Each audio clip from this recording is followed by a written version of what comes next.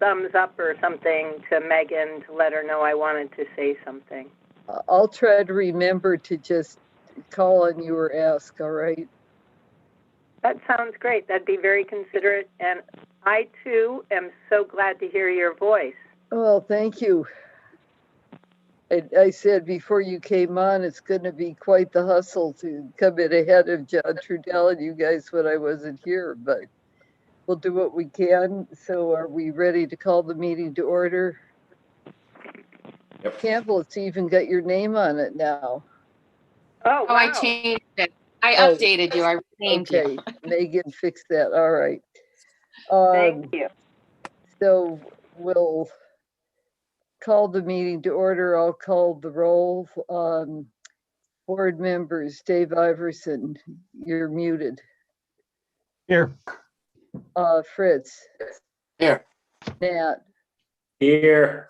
John. Here. Judith here. Alternates, Campbell.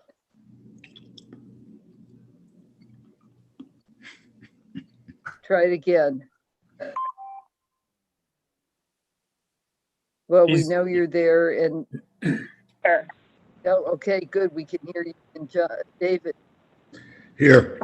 Great. So we're missing just Stephen Welch, and sometimes he comes in a bit late if he has other things. Staff, we've got Leslie Snell, Here. Megan Trudell, Here. Catherine Ansero. Here. Glad to see you back too, Catherine. Thank you. So I see a list of participants. Catherine, can you see them? I can read them off here. Attendees, there's 19. Campbell, you're listed there. Billy Cassidy. He's raised his hand. Karine Tamasang. Yes, thank you. Dan Malloy. He's got things later in the meeting, so he may be coming a little later. Don Bracken.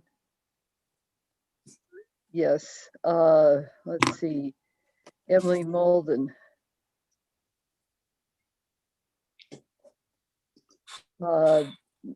Jack Malaya. Jeffrey Blackwell. Jesse Shank. John Brescher. Joe Marklinger. Joshua Lee Smith. Got two Joshua Lee Smiths. Merrill Braylauer. Michael Allen. Paul Santos. Richard Bodette. Steve Cohen. Tim Rogovich. Well, that's who we've got listed. And I see Stephen Welch has arrived, one of our alternates. Stephen, can you unmute and just confirm you're here? Here, Madam Chair. Thank you. Okay, I think time to approve the agenda. Is there a motion? Moved. Second. Okay, John moved, Fritz seconded, roll call. John? Aye. Fritz? Aye. Nat? Aye. Dave? Aye. Judith? Okay, I wanted to confirm for members of the audience who may not have heard the following, that we've had some continuances of things held over until June, so that includes ones that happened, I think, just today. 13 Evergreen, 8 New Mill Street,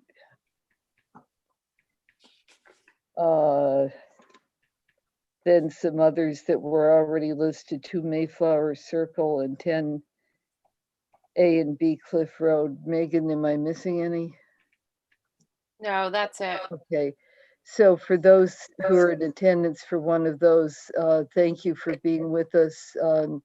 Sometimes things get held over because in this instance, one of these was incoming new information because there was a change in representation on behalf of the applicant. I'm not sure about the others, but typically if there's a lot of questions about something or if there's new information that needs to be reviewed by the board or by the public, we continue without opening a public hearing. So we don't get to hear from you, but that means you get to enjoy the sunny afternoon and have dinner while we labor the vineyards here. So thank you for being with us and hope to see you in June if you'd like to come back. Okay, let's see, minutes of September 14th, 2020. Is there motion to approve? So moved. Nat, Second. John seconded. Roll call, Nat, Aye. John, Aye. Dave, Aye. Fritz, Aye. Judith, aye. Okay, second dwellings. Madam Chair, if I may, Pardon me?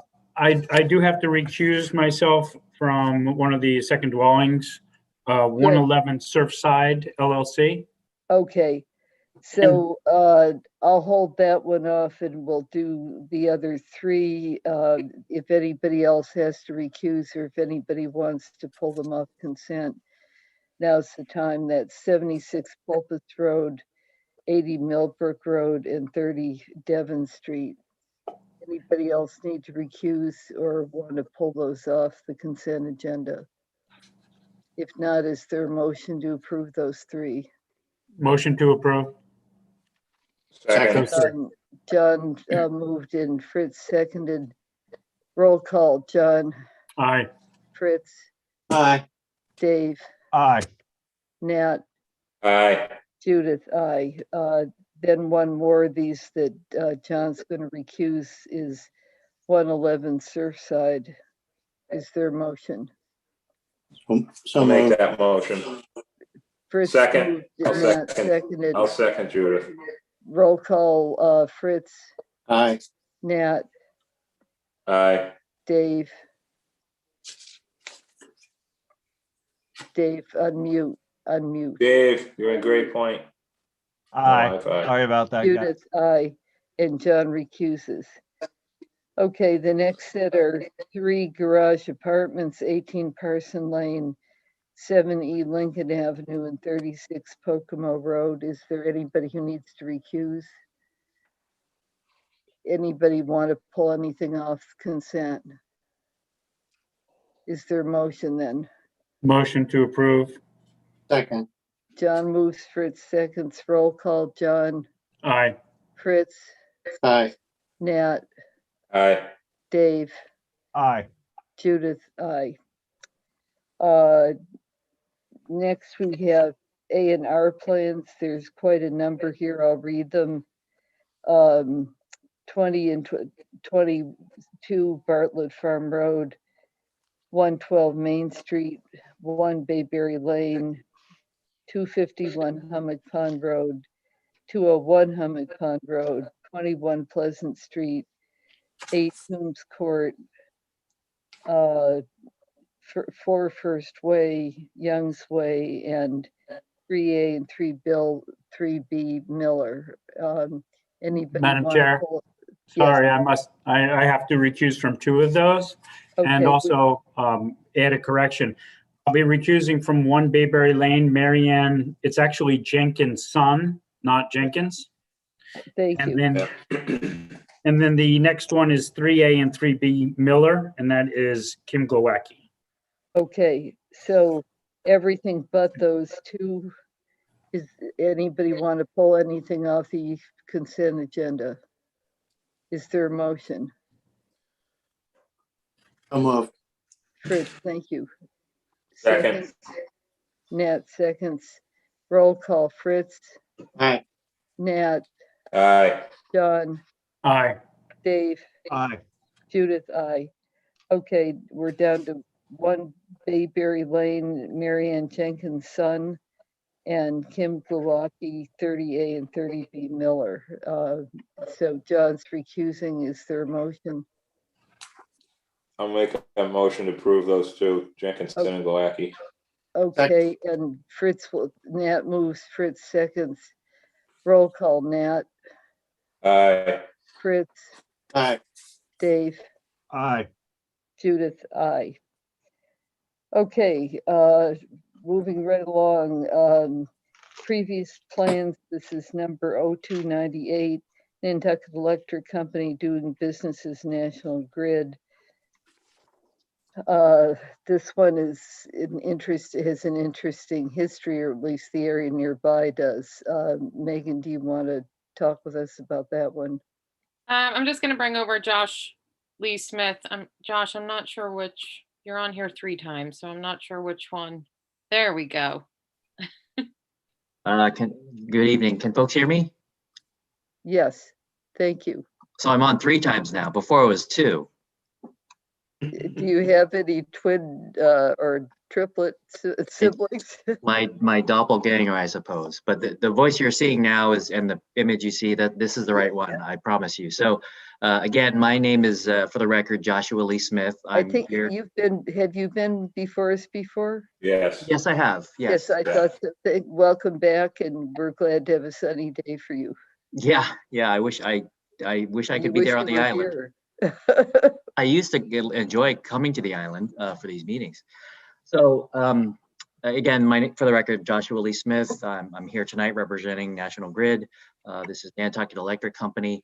What we're seeking tonight is something that is almost identical to what we saw back in 2018 in connection with an outdoor storage use for the company.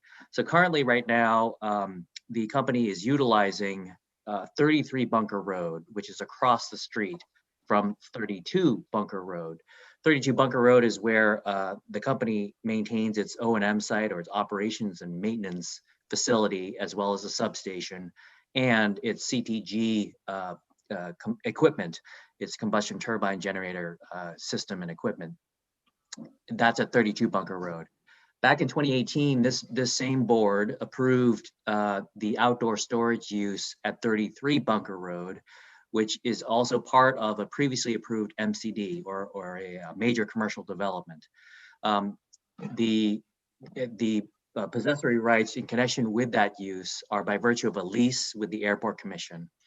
That lease is set to expire sometime in the future, and in anticipation of that expiration, the company is put in a bid, which it won, with respect to the leasing of this new area, which is located also technically it's on 32 Bunker Road. It is located behind its substation and O&M site. So this is a more convenient area for the company in terms of its location, where it would be storing these equipment, vehicles, etc., as compared to 33 Bunker Road, which is also convenient, but it is across the street. So in essence, what they'll be looking to use the site for is, again, it's outdoor storage. There'll be no buildings, no structures, no pavement that is proposed for this area, for this outdoor storage area, again, behind its O&M facility. The types of equipment, the types of vehicles are all laid out in the package that we submitted with the letter that I had submitted to Megan and her team, and our standard equipment that's identical to the types of equipment that's being stored currently now across the street at 33 Bunker Road. So things like utility poles and vehicles such as bucket trucks, transformers, and things of that nature that will be stored outdoors, again, in this area located behind its existing O&M site. Again, this is technically, from a procedural standpoint, this is part of a previously granted MCD, which was originally granted back in 1998, and it has been amended over time and modified over time. This rises only to the level of a minor modification, hence the relatively more short notice in terms of getting on this agenda. And that's how we handled it and how the planning department handled it the last time around with 33 Bunker Road.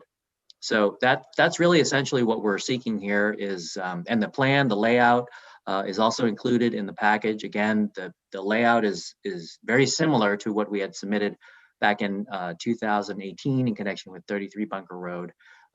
Sometimes, of course, because it's an active site, the actual specific locations of where certain poles may be stored or versus certain vehicles may be stored may not exactly be precise, but this is to give you what we had submitted will give you an illustration of generally where these items will be located. And with that, I'll just open it up to the board for any questions. Thank you, Mr. Smith. Board members, do you have questions? Campbell?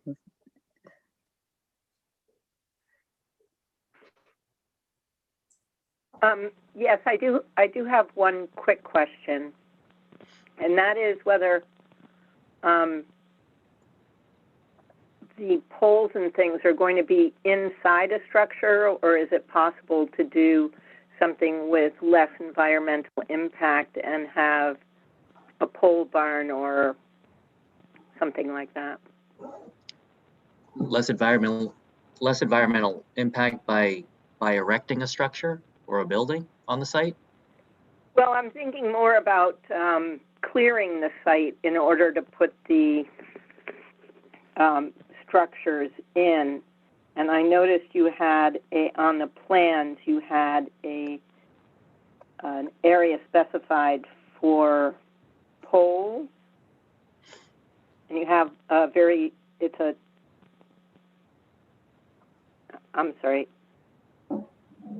the roof pitch here. I think it's 60 by 120. Is that what it was? So just to be clear, you mentioned roof pitch. No buildings or structures are contemplated for this use. Okay. Thank you. Okay. Ladies and gentlemen in attendance, if anyone, I'm opening the public, Megan's saying no public hearing on this because it's the previous plan. Yes, this is And a it's a request for minor a minor modification. modification. Thank you. See, I'm rusty, I'm sorry. It's okay. Okay, further discussion by the board? Make a motion to close public hearing. I don't think we have to close, Ned. I think Megan's saying we can just go to the merits. Oh, okay. Thought we had, all right, Do you good. want to act on the merits? Yeah, I would approve the minor modification as written. Second. Nat moved and I think that was Fritz seconded. Roll call. Nat, Aye. Fritz, Aye. Dave, Aye. John, Aye. Judith, aye. Thank you, Mr. Smith. Thank you. And Thank you, Josh. I appreciate it. And Megan, will the decision that we will reflect the findings that are set forth in the letter? Is that correct? Okay, great. That's the way we did it last time. I just want to make sure. That would be All right. perfect. Thank you. Thank you everyone so much. I appreciate it. Come back To soon. Leslie and Megan as Thank well. you. Have a good one. Thanks, Josh. Bye. To see you again soon. Bye-bye. Okay, 3 and 5 Evergreen Way driveway access clarification. I'm gonna just bring Rick Badette over for this one.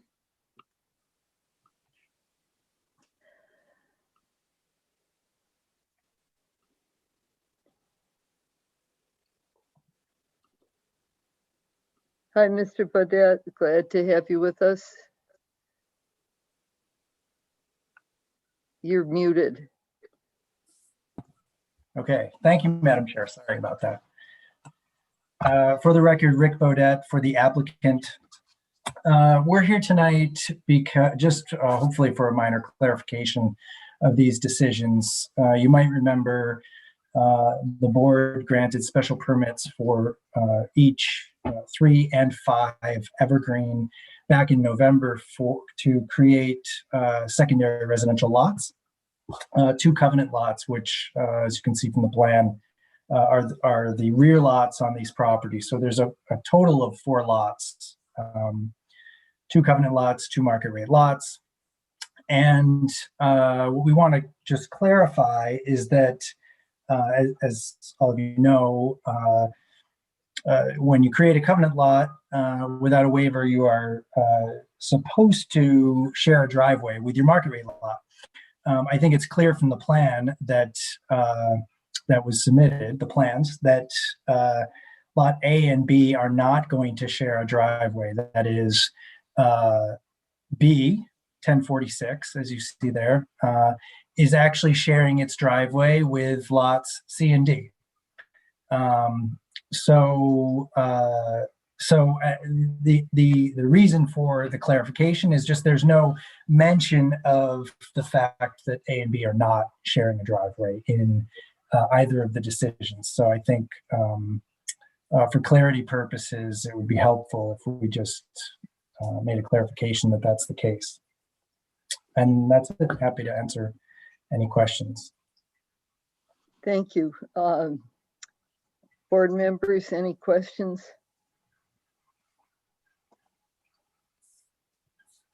This is another one that's basically a minor modification. Is that right, Megan? And Leslie's nodding yes. So no public comment on this, just from the board. I would move that we approve the minor modification. Second. Thank you. Thank you, Fritz moved and Nat seconded. Roll call, Fritz. Aye. Nat. Aye. Dave. Aye. John. Aye. Judith, aye. Madam, not that it matters, but this isn't really a change. It's just affirming, correct? So Nothing's changed here. We're just affirming our decision. that's right. That's Should correct. we- It's just going to should be a we- technical change to the language in the decision to confirm that. Should Thank we you. redo it and use that term instead, Megan? Sure. I mean, Okay, sorry. thank you, Dave. No, I don't. You're the honorary lawyer of the day. What can I say? Yikes. All right, Fritz, you want to move to affirm? Yes, I would move to affirm the modification. Affirm the clarification set forth in the application. Second. Thank you, Nat. Roll call, Fritz, Aye. Nat, Aye. Dave, Aye. John, Aye. Judith, aye. Thank you, Mr. Bodett. You're doubly blessed here, so. Thanks so much, everyone. Appreciate it. Okay. All right, moving into public hearings. Do we need to have a motion on the continuances?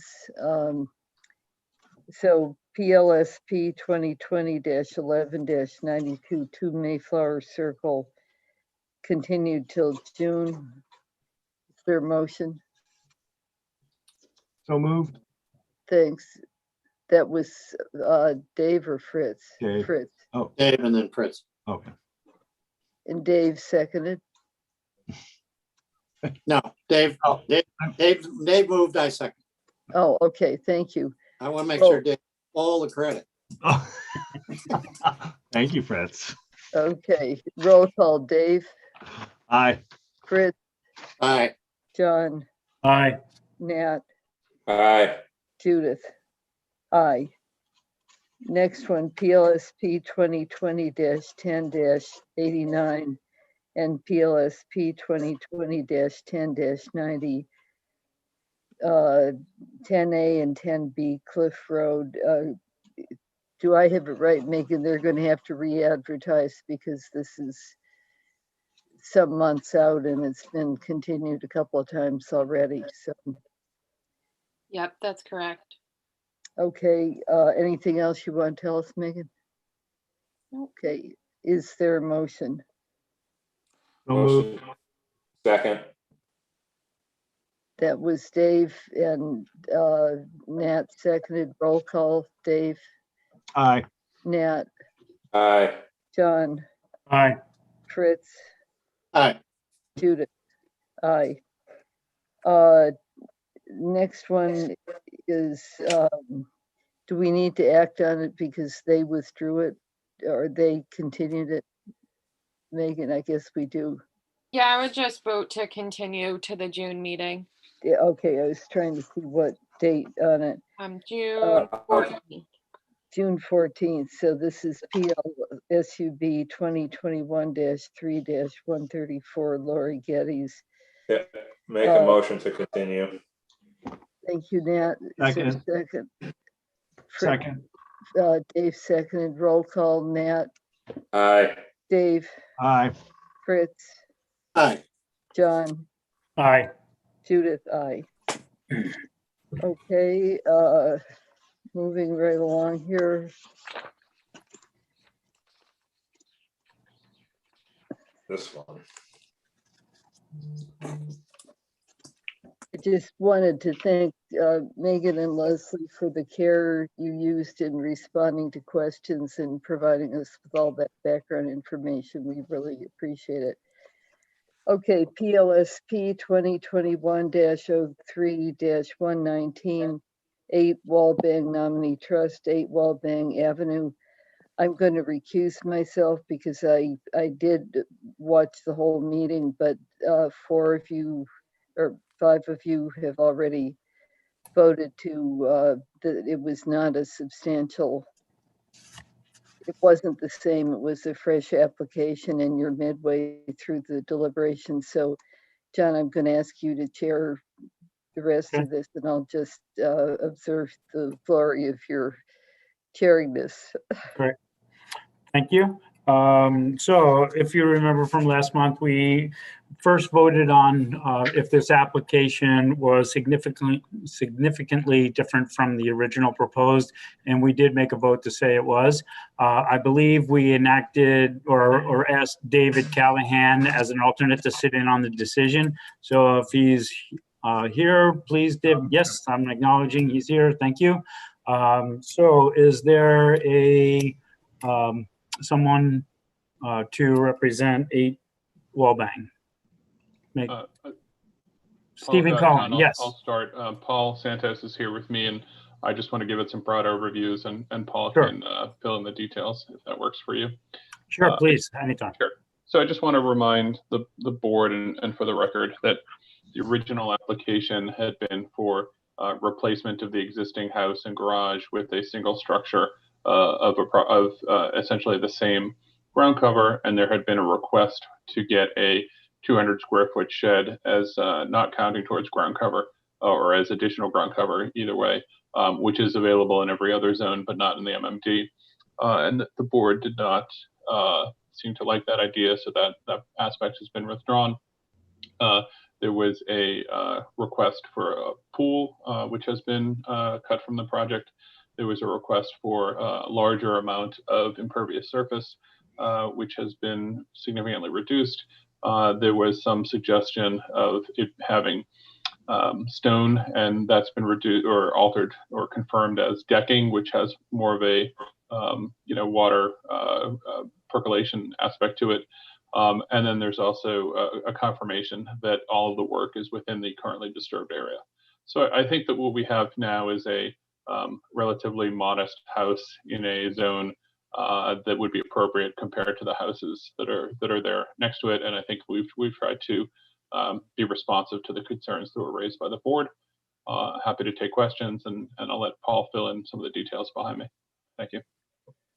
Board members, is there anyone questions or comments or before I open it up? Dave, yes.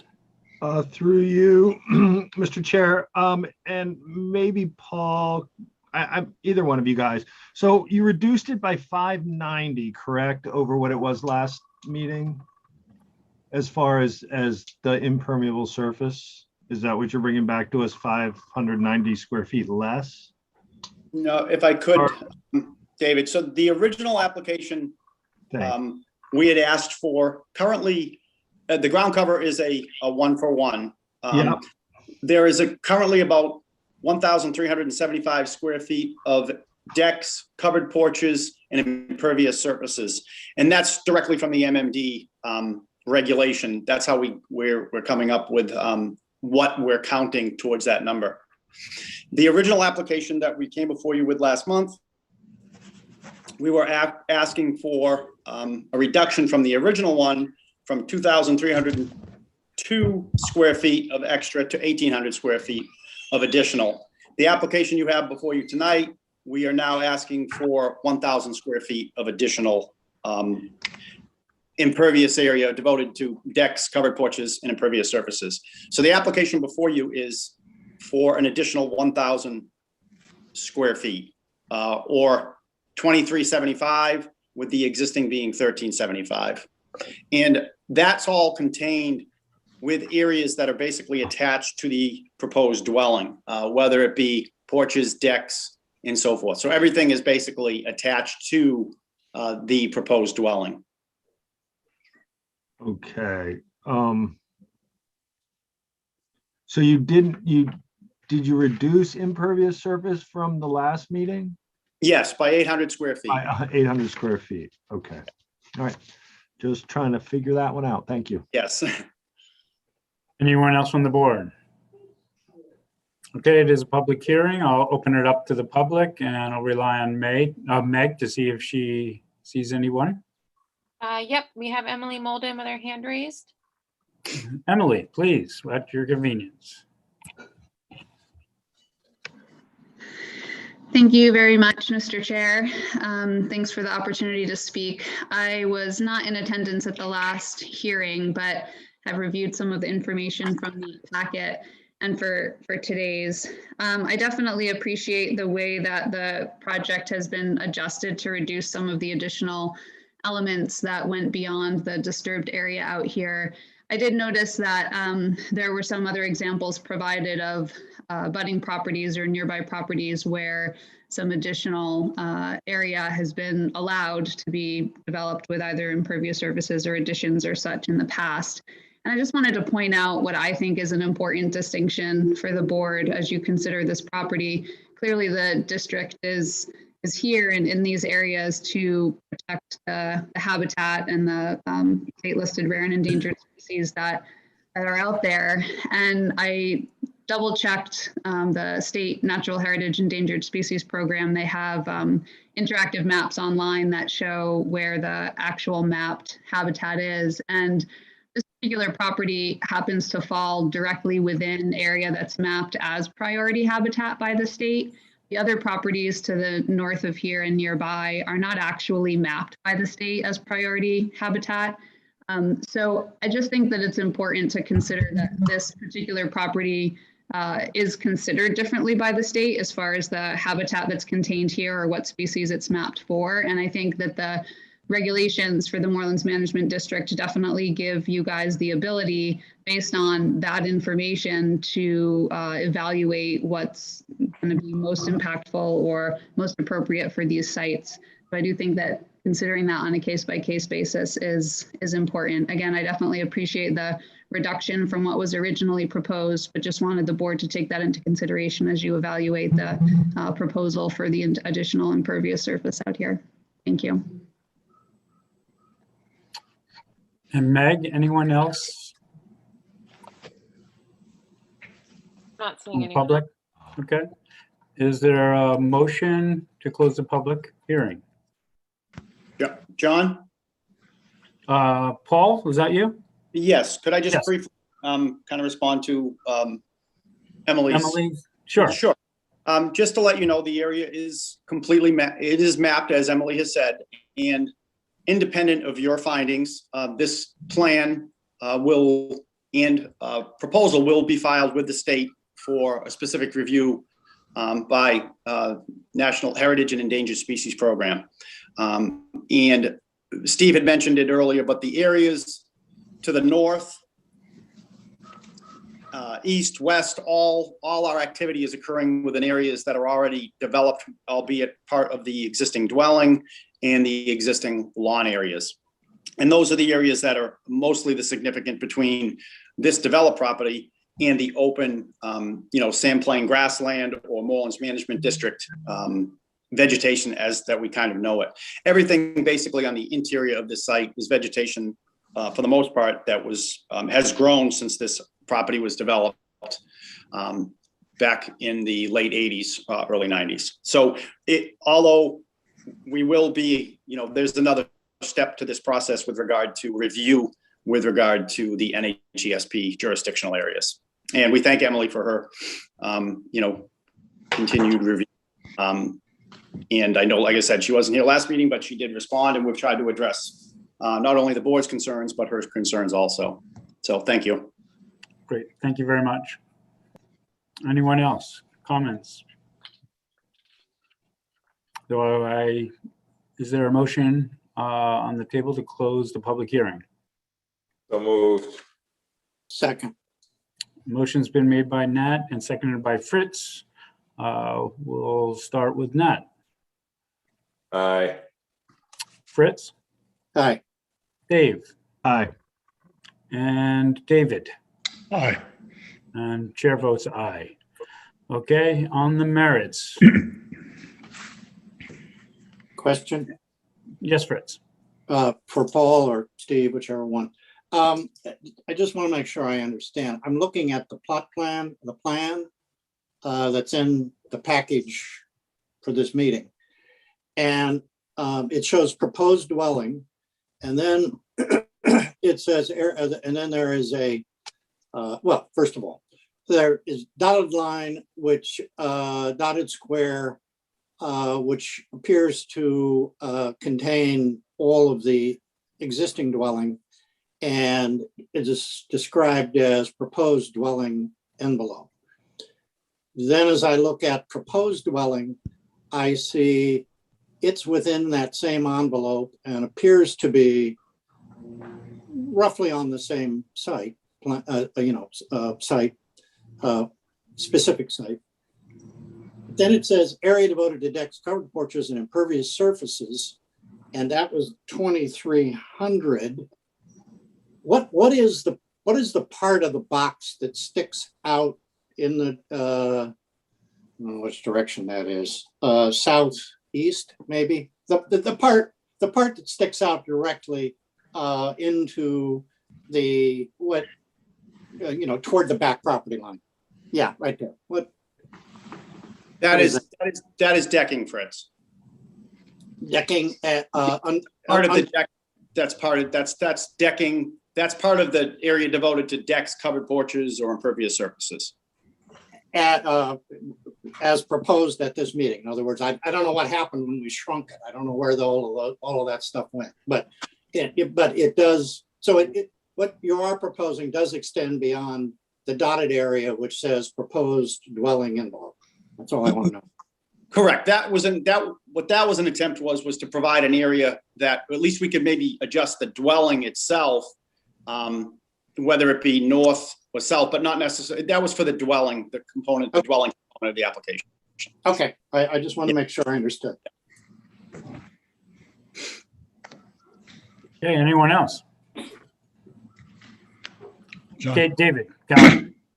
I still find it's too much impervious surface. I appreciate the fact they cut it down, but they're taking lawn area and covering it, which, it's not the same. And the purpose of the MMD is not to have this. I know it might have happened in the past, but that doesn't mean it should keep going on in the future. Just my way of looking at it. Dave. You're muted. Yeah. Again, I'm sorry to just keep beating at this. And I do appreciate the work you guys have done.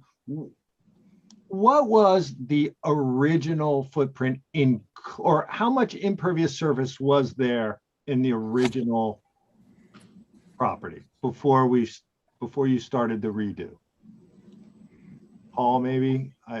Yeah. Paul or Stephen? It was 1375. 1375, and now you guys are proposing 2375, correct? Yeah, that's the increase of 1,000. Remember, that's independent of the ground cover. The ground cover is a different.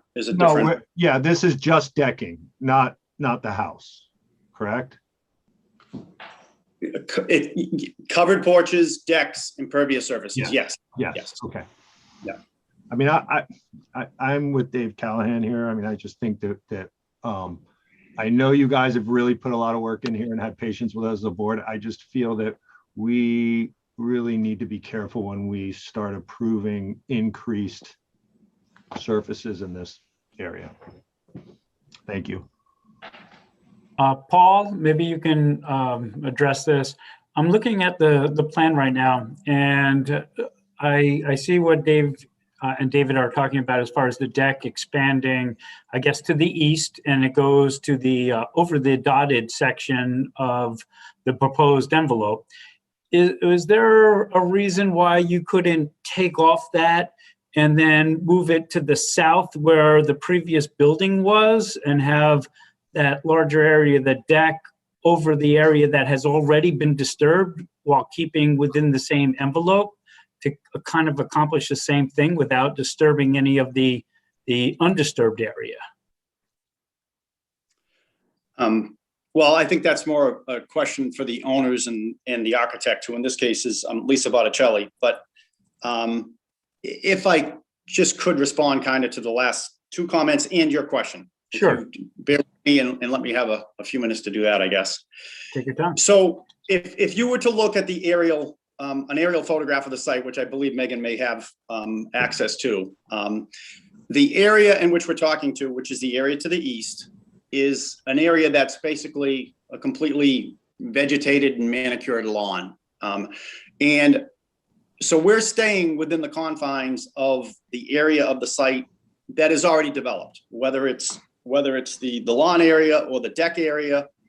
It is an area of the site that is completely already used, utilized, and in this case is a fully manicured lawn.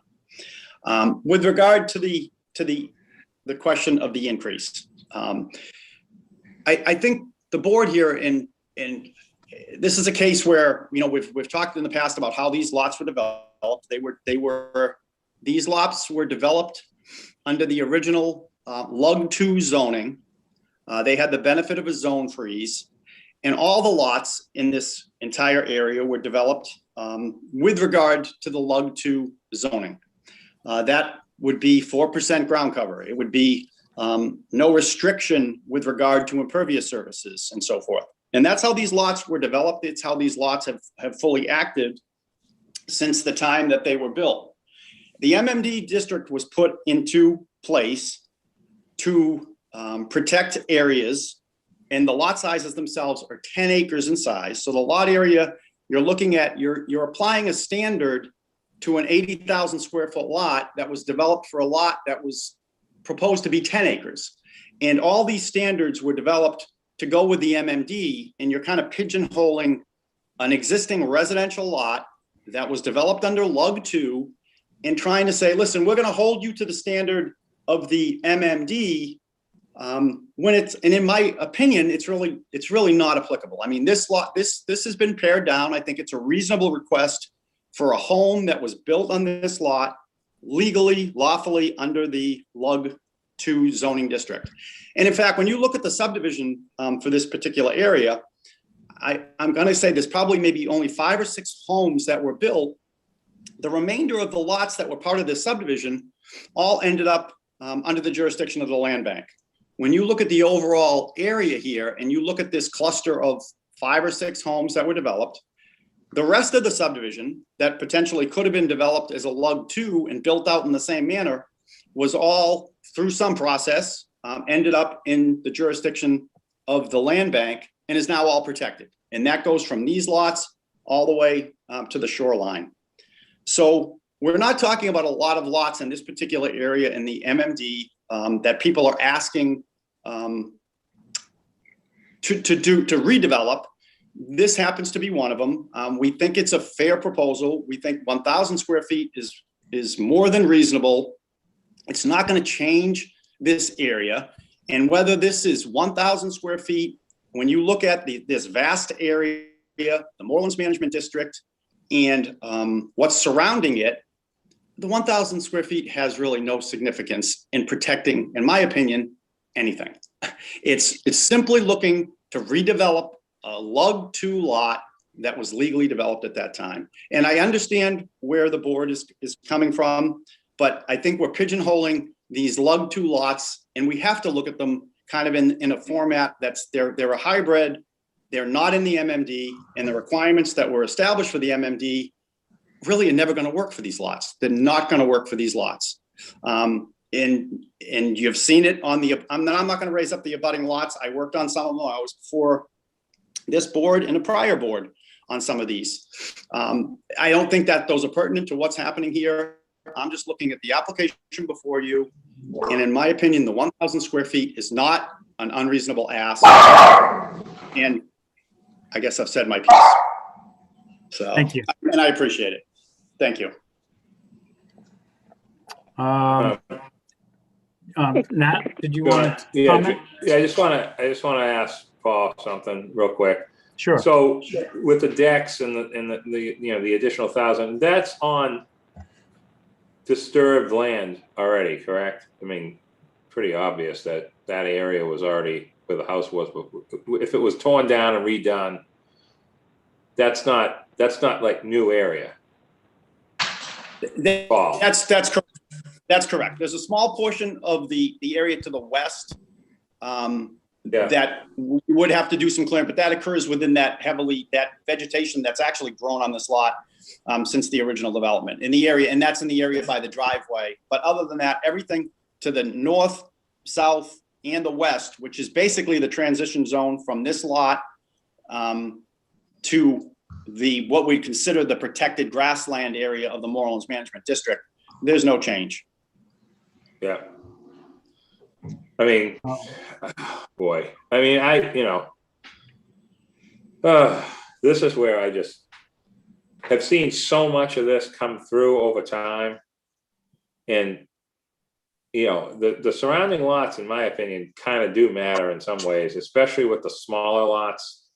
On the other end of this area, we've let people, you know, they've moved their houses back. They've done lots of improvements. Some have pools. You know, the Cudweed one, I mean, those were kind of tucked in there, but it's still the same situation in these 2-acre original subdivision lots. I mean, I don't see anything wrong with what they're doing. They've conformed to everything we've asked. They got rid of the shed. They got rid of the pool. They've moved the, you know, reconfigured things. They're just trying to have, you know, a place to enjoy other than the actual house. So I don't know. I'm in favor of what they're doing, but this is just these places just, I have nightmares over MMD. Every one of them is different.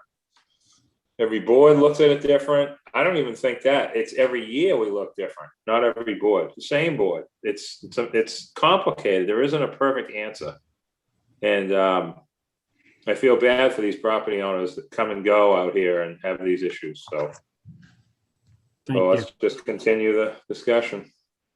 If I may comment first, I see a few hands raised and I just want to make a comment. At first, I was a little bit hesitant looking at the deck proposed to the right to the east. And then after looking at the aerial, I did see that it was really fully already disturbed over many, many years. And we're actually looking at the application being completely different. And we agreed unanimously about on that merit. When we look at this particular owner, and I agree with Nat when you're looking to compare, and also with Paul, comparing other properties without actually specifically mentioning one or two, it looks like this particular person is trying to do the right thing. They're removing a building that's already, the garage. They've reduced the size of the paving portion that they were going to use. They've, I guess, compromised with the deck. They're only working on the envelope area and the disturbed portion. I think they've done a lot, and where they're not having the pool as the abutter has with the buildings. And I don't want to necessarily penalize the only person that's actually trying to cooperate and come back and reduce the footprint. And I think, even hearing from Emily, I think she's Obviously, she can't say, yes, this is the perfect plan, because there's still concern here in the MMD. But I think we heard she's fairly satisfied with the compromises that they've made. And I did have the same issue that David Callahan had when that deck looked like it protruded into that undisturbed area. But now looking at the aerial, it's already disturbed. And I believe Paul had mentioned that it's still going to have to go for all the inspections and approvals with the state. So they're not out of the woods, regardless of our vote. So I'm tending to side a little bit now with Nat. I think it's a good modification and compromise. So I'll open it up to anybody else that wants to make a comment. Excuse me, yes. John? I'll hear from Fritz first, Campbell, and then I'll have you next. Hear me. Okay, great. Thank you. Just to go back to that rectangular box that we're talking about. So it says decks, covered porches, and impervious surfaces. So is all of this area, I mean, everything that's not around the proposed dwelling, are those all porches and decks? Or is there additional, or is there something else that's there? In other words, is that a deck? I believe the dark area is the actual construction portion, and the white area that's not shaded in is the deck portion. Decks and yes. That's correct. Mm-hmm. Okay. So what sticks out in the back? That is deck portion. That is deck. Okay. And then I think if we superimpose that on top of the aerial that Megan had shown before, if you look at the previous house where that is, I think we're going to be sitting exactly where that black arrow is on the grass section that's already been disturbed and developed. Because if you see under that proposed new building, the previous building as it was constructed is shown. So you can get an idea what that deck is going to be. Okay. John, that's correct, that all of the proposed construction is within the disturbed area. Mm-hmm. And when we're talking about disturbed area, we're talking what in the aerial photo appears as green. Correct. Grass, yes. Yeah. Just because I can't tell the scale, how far does that protrude? What is the distance from front to back of the lot in that direction of that box, the portion that's outside the dotted line? In other words, Paul,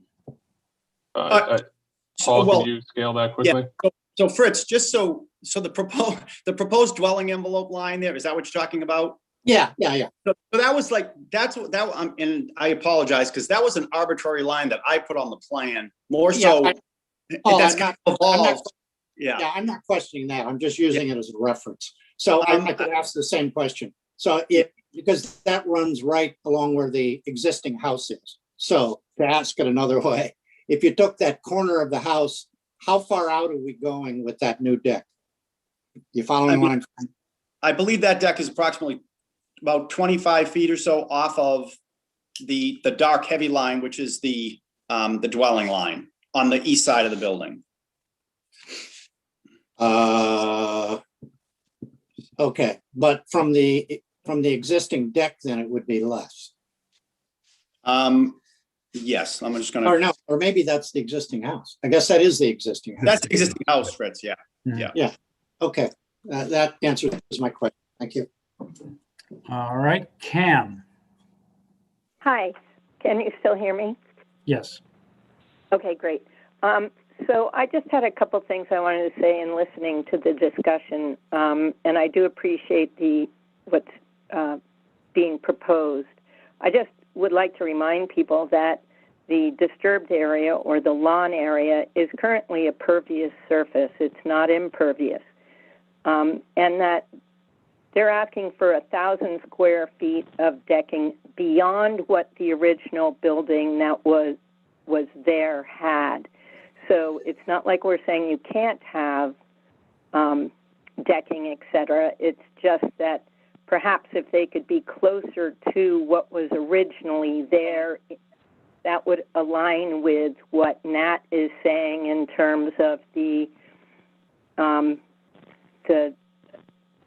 I believe lug 2 he mentioned was in place originally when the original home, which is again being removed and a new building is being put in.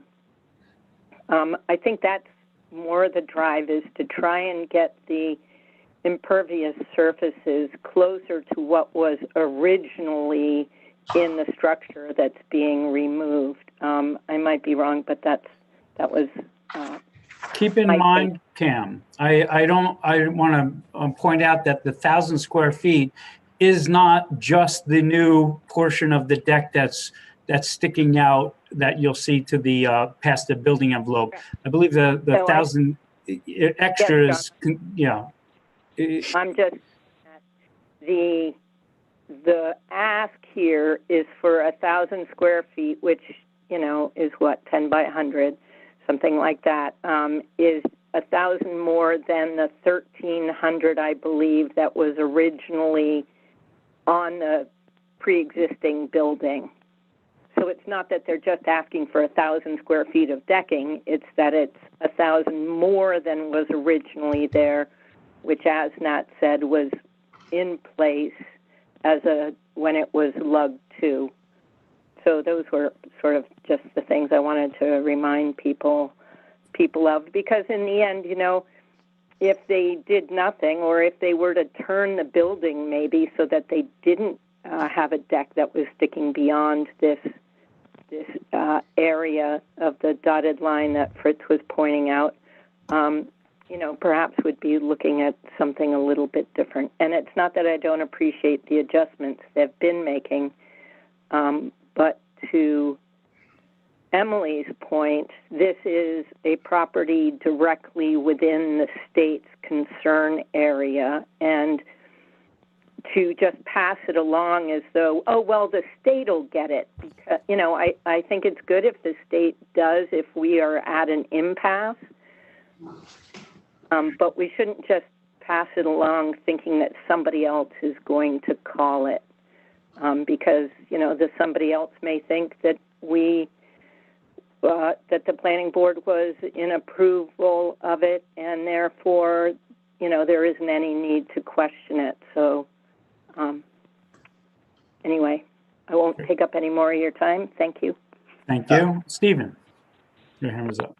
Chairman, I just want to make 2 quick points, if I might. One is that at the board's request, we switched from stone patios to decking because that allows the water to pass through, because it's up off the ground and it's, it's a pervious surface, even though, there's spaces. And so I think that we did address the board's concern there. The other thing is that looking at the amount of additional impervious surface or decking and covered porches that's added might not be the right question, because this particular lot just happened to have not as much decking as others.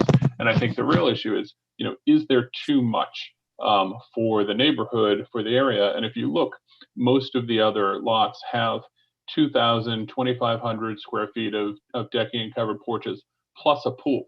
This, if built out as proposed, would have the least amount compared to all the other houses. So I think at some point it would be appropriate for my client to be able to build a relatively modest house in this neighborhood and be held to a standard of, not significantly less than what everybody else was allowed. And I would point out that 3 out of the 4 lots next door were developed within the past 3 years with permits from this board. So, that doesn't mean the board has to give everybody everything, but at the same time, there's some level of reasonableness that my client should be allowed to develop the lot in a reasonable nature compared to what the board has approved within the past 2 or 3 years. And what's being proposed is less than what everybody else was approved by this board quite recently. So I wouldn't look at it as how much is it more than before, but just how much is it compared to what's in the area? Is it a reasonable amount? And I would suggest that based on the responsiveness that we've had to the board's concerns, that this is something that the board should feel comfortable approving. Thank you. Thank you. Has the board heard enough to make a motion? I just want to make one more comment, John, if you don't mind. Sure. Mr. Chair. you know, when we had those cudweed ones, the cudweed one, and then I'm thinking about that, the one with the pool on the edge of the lot. Remember we made them move it sort of behind the house? That was the other one. I can't remember the name of that place. But the pool was sort of just like sitting there kind of like by itself right on the property line, and we had to move it behind the garage, I think. There was property. Yeah, I just can't, that was fairly recent, but I can't remember the name. But, you know, there was opposition from different neighbors, different people that lived out there. And in this particular application hasn't had any neighbor say anything because they're not asking for a lot. Everybody else has already got more than they'll ever have. So this is kind of a weird situation, sort of like a gnaw shop 2-acre lot in the middle of something else, you know, plunked. I just feel, you know, again, I mean, we can talk about water going in the dirt. We can talk about all kinds of different things. And in the end, I mean, they've kind of done a lot to kind of still have what a patio would do, but they're doing it with wood instead and trying to, you know, accommodate what we're asking at the same time, trying to, you know, have what everybody else has or a little bit of what everybody else has. So I just, you know, that's how I feel about it. I mean, these places out here are all their own sort of special viewing or, you know, analysis. So anyway, thank you. Dave. Yeah, I mean, listen, out of no disrespect for the work that the team has put together here to reduce this, a few things. One, I think that how John represented Emily's feeling on this, I'm not sure that was accurate, but this is the only property in this area that's actually fully mapped. So that sets it apart from all the other abutters. And due respect to Paul, you know, this isn't a lug 2 lot anymore. No. It used to be, but it's not. So I think that to hold it to a lug 2 standard when it's in an MMD is just not right. And I mean, what I can't get past, in all honesty, is just the additional. Like, if they want to build the same footprint, same thing, great. It's the 1,000 additional feet. And I realize you're going to tell me it's decking, but also some of it's covered porches. So not all of it is permeable surface. So that's just kind of where my head's at right now. I didn't want to vote without getting that off my chest. So thank you. John, if I could have one last chance, John, after David. Sure. I appreciate it. Thank you. Oh, go ahead, Paul. I can go last. Oh, no, I mean, I just want to kind of go back to Campbell's comments briefly and then come back, hopefully full circle. So the state will look at this independent of whatever you do. In fact, your decision has no bearing on how the NHESP is going to look at this meeting. With regard to replacing pervious with impervious, in certain cases, I mean, green lawns are pervious, but they bring with them a lot of other issues that occur. And there's a lot of fertilizers. There's a lot of things that happen on a nice green lawn that are detriment to the environment also. And if we're hung up on the impervious, non-impervious, I'm happy to take this structure, do an evaluation of the amount of rainwater that's hitting these impervious surfaces and providing a system of recharge, whether it be a simple dry well system and we can recharge the amount of impervious surface that we're creating.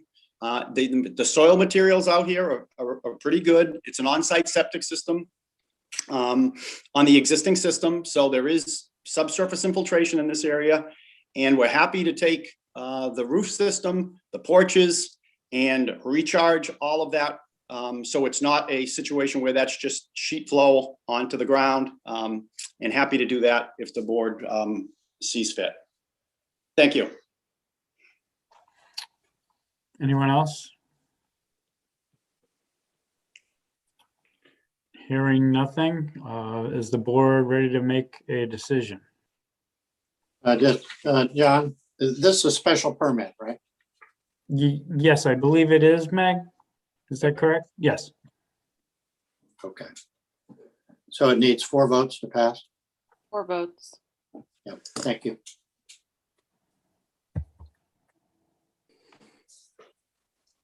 What's the pleasure of the board?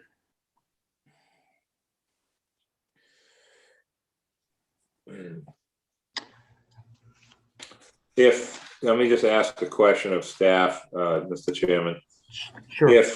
Does the action deadline is August? Oh, no, wait a minute. What am I talking about? Where am I at here? Sorry about that. July 7th. What's the action? So it's July, right? Mhm. If they come back, I mean, if we take a vote on this or continue for another meeting, which is what I think that Paul was just indicating, or at least talking about making some changes. I'd just like to have that conversation with everyone before we close the public hearing. Is that, Paul, is that what you were asking, or am I wrong? Well, obviously, I mean, and Steve's on the call here too. We don't. I see him there. I'm assuming no one here wants to take another negative vote on this application.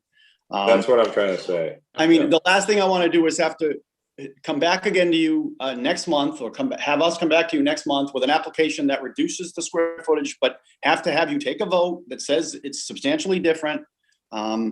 Obviously, we want to have the lot redeveloped. The client wants to do the right thing here. And the last thing I think we want to see tonight is a negative vote. I mean, I think the offer to do the recharge is not something that necessarily would require us to come back. I mean, that could be a condition of any vote or approval that you take tonight. I will leave this to Steve on how he feels we should proceed, but that offer was in there. I think that's something that could be done as part of any approval. If you did it, that you would be approving the additional square footage with the condition that a system of recharge would be necessary.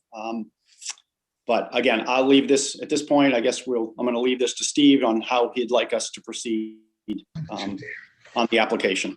Could I just, again, the sitting members, Nat, John, Dave, Fritz, and David, correct? Correct. Right? Okay. I mean, I believe the public hearing has been closed, and I don't know if it could be reopened. And frankly, I think that this application should be approvable as is. This is just a single family dwelling with some decking. And I understand that the board is concerned, but I think that this is the least impactful house out of the 5 in the neighborhood. And certainly the condition that Paul suggested of requiring 100% recharge of the water is something that we could easily agree to. I think requiring this applicant to not get anything more when all the other people in the neighborhood both have more and have received more would be not treating this applicant fairly, and would be not just unfair to the applicant, but would be inconsistent with this own board's actions within very recent times. I mean, this board just approved a pool on the lot 1 over, and I don't understand why this lot is getting such a hard time over some decking. But I think it should be approvable as is. And if the board what I'd like to see is a positive motion from the board to approve something, or maybe a motion to reopen the public hearing if you really want us to come back for something.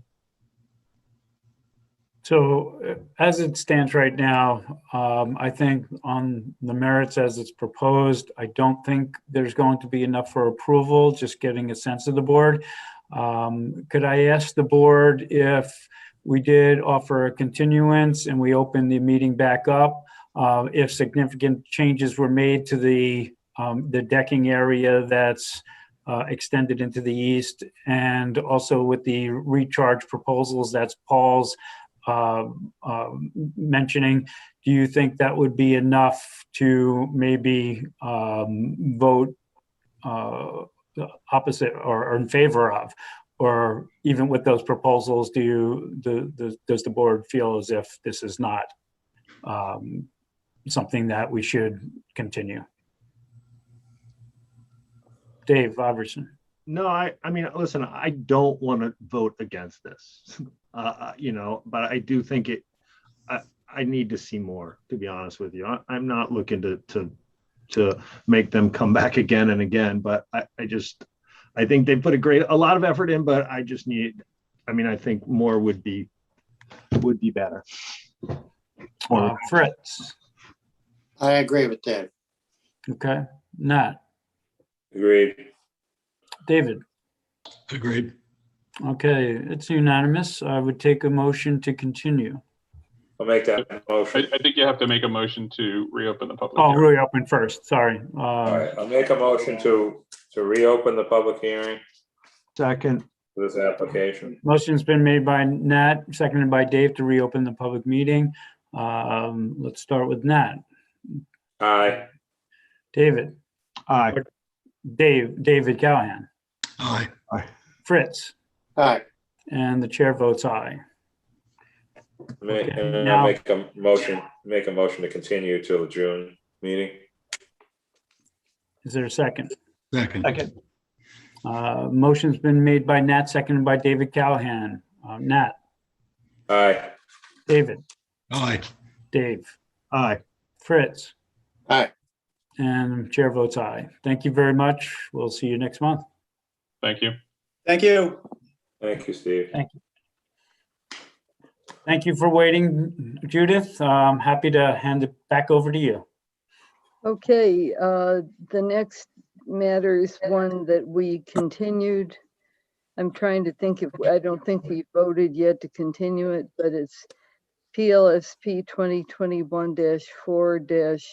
2021-4-124, Johanna K. Goodsman, 8 New Mill Street, to continue, I think, until the June meeting. Megan, is that correct?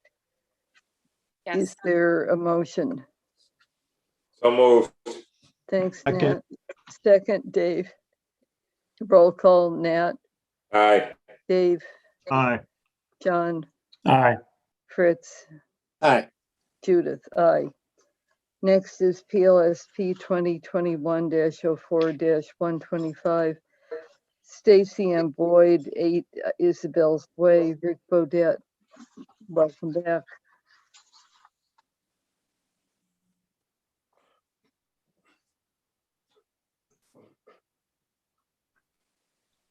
Thank you, Madam Chair. Rick Bodette for the applicant, Stacy Boyd. The property is at 8 Isabelle's Way in Wisconsin. It's in the Lug 3 zoning district. You may remember, I believe it was in December, the board it allowed a special permit for a second driveway on this property that was in existence for a number of years. And also granted a waiver of the on-site turnaround at that time. We're here today seeking an amendment of that special permit to allow us just to change the location of that driveway. The owner wants to swap it to the other side of the house. And we are also still seeking a waiver of the on-site turnaround because it's in the Lug 3 zoning district. That's really the sole purpose of the application before you. I think it's consistent with the purpose and intent of the bylaw, and I don't think it presents any safety or traffic concern, given that there's only a couple of houses on the street. So I'm happy to answer any questions you guys have. Board members, do you have questions? No. Then let me open the public hearing, ladies and gentlemen. This is a public hearing in connection with modification of a special permit relating to 8 Isabelle's Way. If anybody'd like to speak, this would be the time.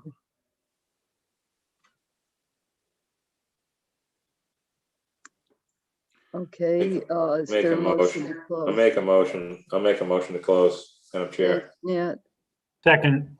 John seconds, roll call, Nat, Aye. John, Aye. Dave, Aye. Fritz, Aye. Judith, aye. Rick, you've got smooth sailing tonight. We're glad every so often that happens. It's nice when it happens for sure. My wife will be happy I'll be here for dinner, so. That's good. We're Appreciate your help, voting on the merits now, Judith. Yes, I'll make a thank you, motion to John. approve as shown. Yeah, second. And John moves, Nat seconds, John, Aye. Nat, Aye. Dave, Aye. Fritz, Aye. Judith, aye. Okay, thank you. Thanks so much, everyone. Have a good night. Thank you. PLSP 2021-04-126, Randolph G. and Jane B. Hilst, 1 Gulfview Drive. Joe Macklinger.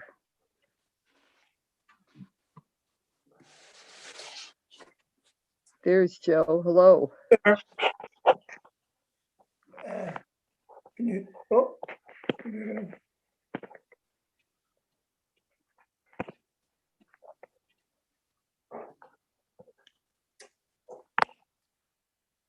Welcome, Joe. Thank you. Nice to see you. Would you want to give us a brief overview, please? Well, the Hilts are longtime Nantucket residents, at least 40 years that I know of. And they're going through the covenant program to get a place for one of their children to live. I believe we got a positive staff report. I think it meets all the rules and regulations. And other than that, that's all I had to say. Thank you. Megan, anything you want to add? She's on another line right now. Can I help you? Board members, do you have questions?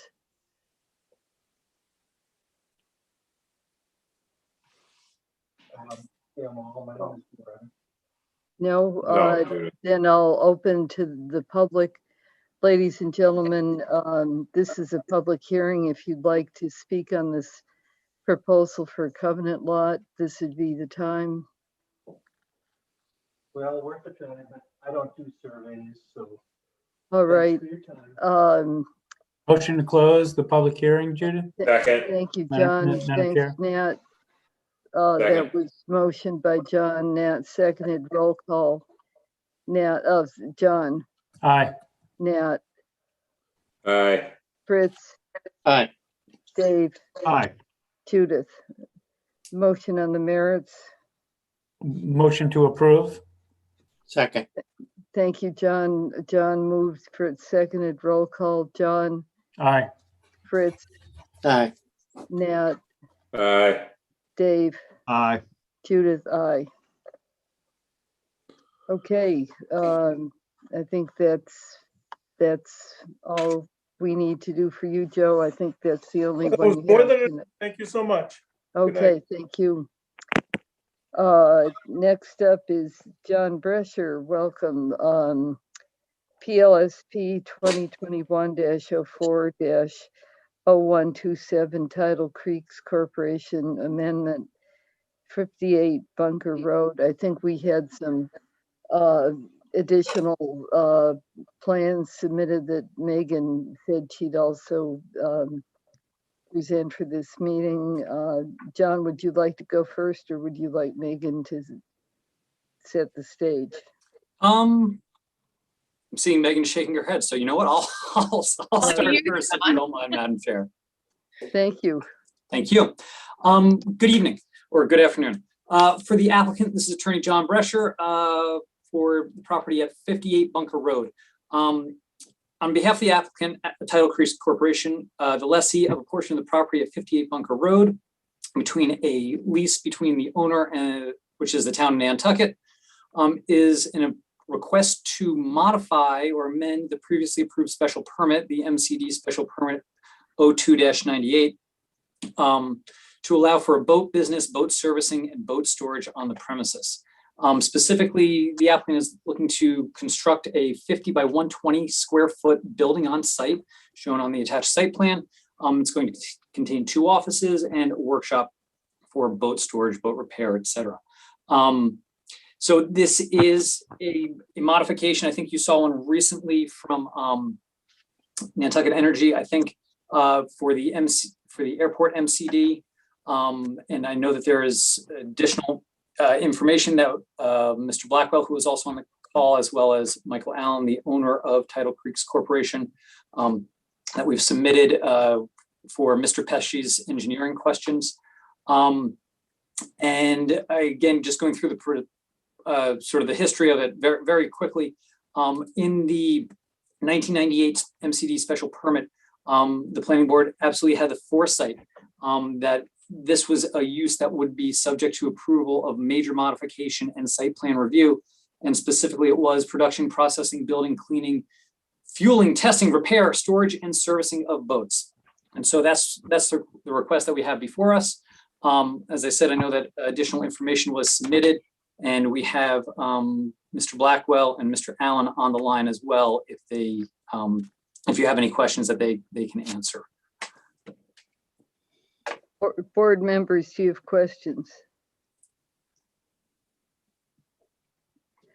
John, I've had one. I'm trying to go back and find it, but in the first paragraph of some of the text, there was a reference, I think, to 32 Bunker Road when the caption is 58 Bunker Road, and I don't know that that matters, but just to flag that to be sure. Thank you. I believe it is. I believe it is 58. Just a typo. Right. Thank you. Okay, members of the public, this is an opportunity for you to comment if you'd like.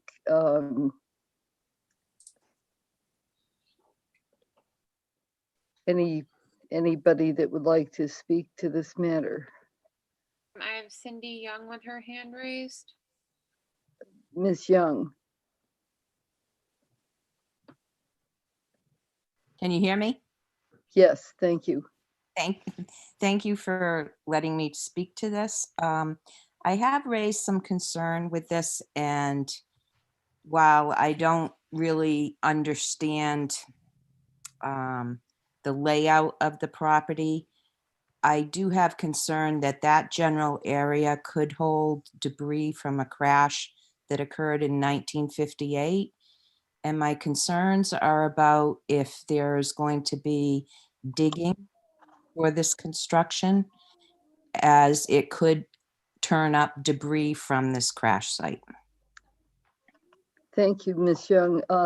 We looked into that at some detail and got information from the airport, and believe that your point doesn't really apply to this property, that this is not the property where the crash occurred. Megan or John, would you like to comment further?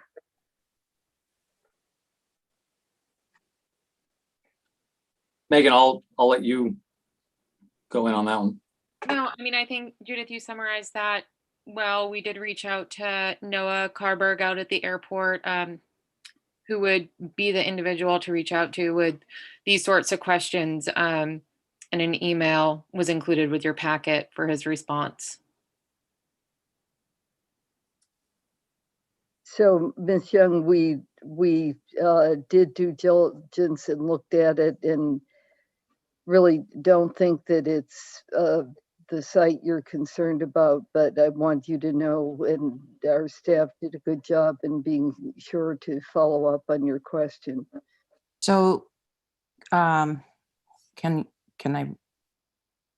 If you have something else to add, feel free. So is there an area that has been identified where that debris is located? Because as I understand his response, it's never been mapped out. I think there's a site with a memorial marker and that they had pretty good photographic evidence that was material that we've seen. Megan, do you want to add further? Madam Chair, if I may. Yes, Mr. Blackwell. Leo Isidorian, especially in our office, has spent some time looking at historical information and also the report that was prepared by the Transportation Board at the time. And we feel that the crash site is actually contained within the Toscana and Victor Paving and over toward the Nantucket Electric National Grid sites. And that, of course, those sites have been intensively developed and reworked, but Tidal Creek's site is some 400 to 500 feet away from the crash and debris site for this this very sad occurrence. Ms. Young, perhaps Ms. Trudell could give you contact information for Mr. Carberg at the airport if you think there's additional information that is in our packet or that is something you're not familiar with that you could follow up with him. Okay, I would just like to understand on a map exactly where this debris is potentially located, because I don't want to keep having the same concern in the future. Well, I think you're looking at a map of photographs and they're telling you they've reviewed the map material. So if you want to get more information, that's not our job as planning board, is to review a particular permit application. And what I am wanting you to know is we looked into it closely and there's no indication that the site you're interested overlaps with the site we're talking about tonight. So planning board isn't really the one to be trying to provide you with additional information that might be of interest to you. If there's something to be had, I think you need to talk to the airport people. Okay, thank you very much for your We time. appreciate your being with us. Thank you. Anybody else like to speak to this matter? I have Emily Molden with her hand raised. Thank you, Emily. Thank you, Madam Chair. Yes, I just had a question for clarification. It sounds as though some additional plans and information has been submitted, but I just wanted to follow up on a couple of Ed Pesci's comments about some questions around additional info on the stormwater system and washdown area, et cetera, and just determine whether that additional information had been provided. Emily, if it's okay, I think Megan's nodding. She might be able to put it on the screen. No, Megan. Yes, Jeff, you might have a better version. I can't seem to rotate so that it's actually legible. I'm not sure if you might be able to screen share. I'm away from my desk, so I can't screen share. Sorry. No, that's okay. Here, I'll bring up what I can here. But Leo did submit all of those drainage analysis and different things that Mr. Pesci had identified in his report. They were received on Friday, so unfortunately did not make the packet. Let's see.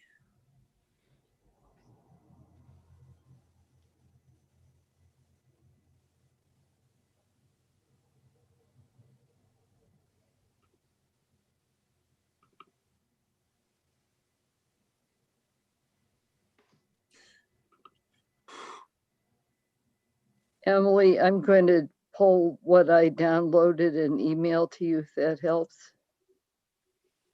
Yes, that's perfect. Thank you, Madam Chair. I guess I just wanted to make sure that Mr. Pesci had an opportunity to review the additional information and okay it. Thank you. I've got 3 sheets, Emily, cleverly named 1, 2, and 3.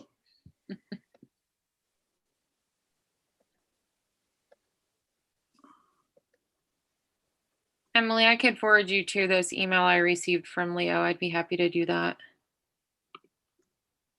Great. Thank you, Megan. I appreciate it. I'm sending it to you too, Megan, in case this is a better version somehow.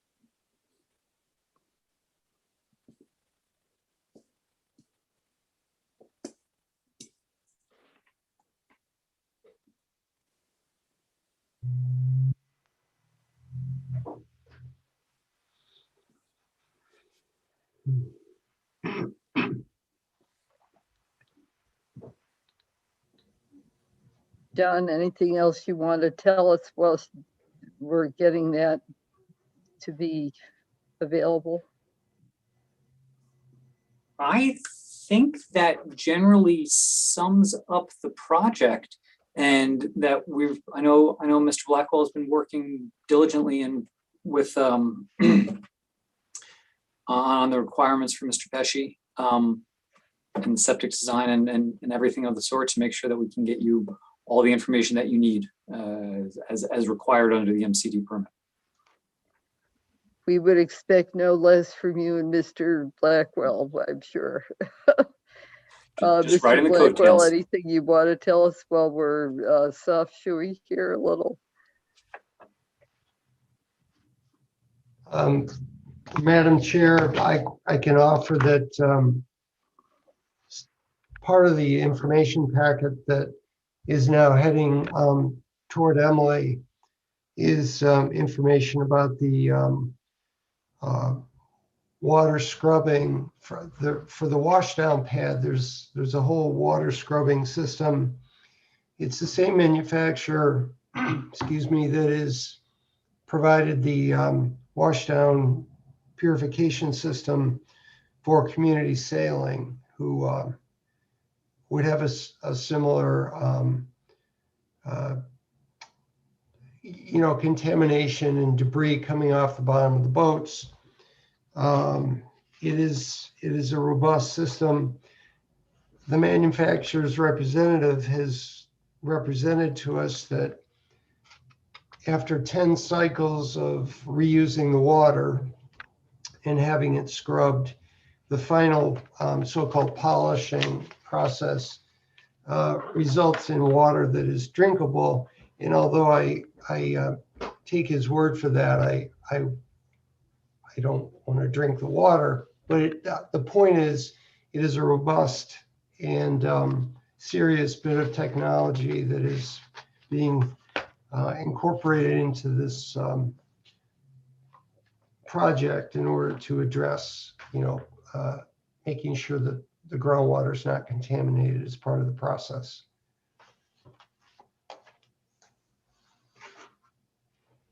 Board members, we could tentatively put this on hold and move to another matter and come back if there's, Emily, if you need more time. I don't know if you've gotten it yet. Thank you, Madam Chair. I did receive the email. I appreciate getting those plans and that additional information. I guess I mostly wanted to make sure that Mr. Pesci had been able to review it and felt that he had seen everything that he needed to as well. Thank you. Megan, you've been in touch with him. Anything you want to tell us? I have been in touch with him, though he hasn't drafted a formal report. I think that Leo has furnished all of the information that Ed has requested. And I think from a staff level, we're comfortable with working with Ed and the applicant to make sure that everyone's on the same page and to make sure that any of the drainage analysis satisfies the requirements that Ed would have before the issuance of a building permit. Madam Chair, I believe that's in the conditions that's proposed by staff. Number one, that Pesci Engineering reviews and approves the plan and the updates. Good point, John.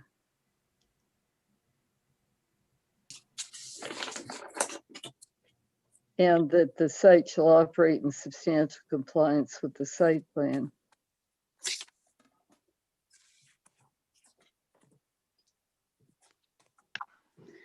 Thank you, Madam Chair. Thanks for providing that additional information. And I think Mr. Blackwell should trust the quality of that water a little bit more on its way out. Thank you. Thank you, Emily. Is there anybody else from the public who wanted to be heard on this matter? Are we ready to close the hearing? I'll make a motion to close the public hearing. Thank you. Second. John moves, Nat seconds, roll call. John. Aye. Nat. Aye. Fritz. Aye. Dave. Aye. Judith, aye. And I will make a motion, Madam Chair.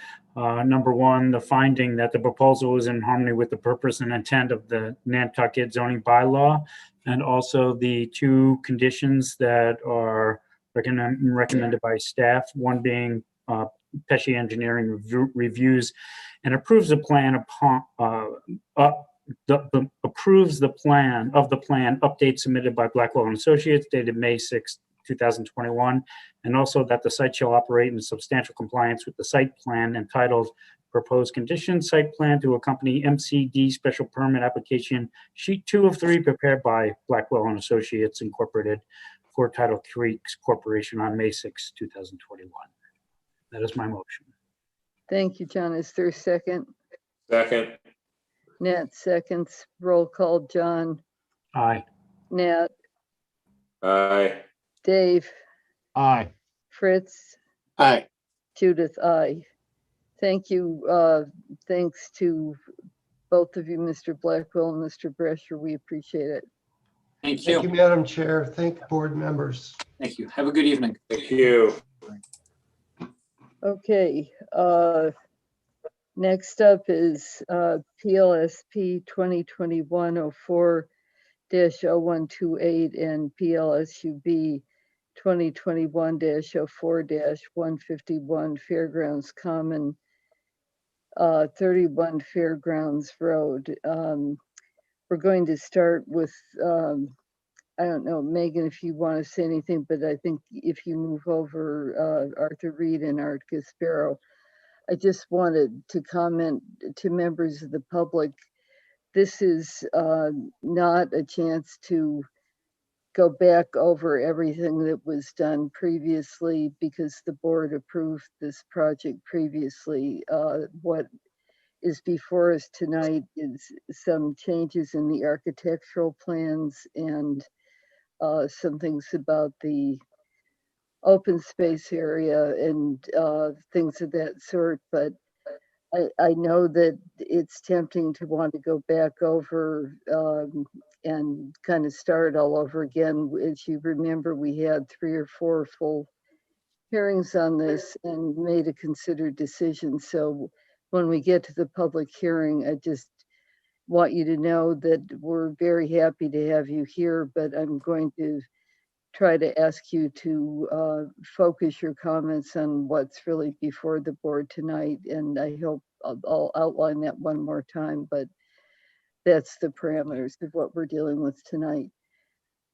So the distinguished Mr. Gasparo and the distinguished Mr. Reed, who's on first? Well, I guess without making any claims to distinguishment, I will lead off. Thank you, Madam Chair. And as you noted, this is a matter that was approved several months ago as a flex special permit and subdivision. Since that time, the project has been taken over by Housing Nantucket. And the plan at the present time is to go forward with that.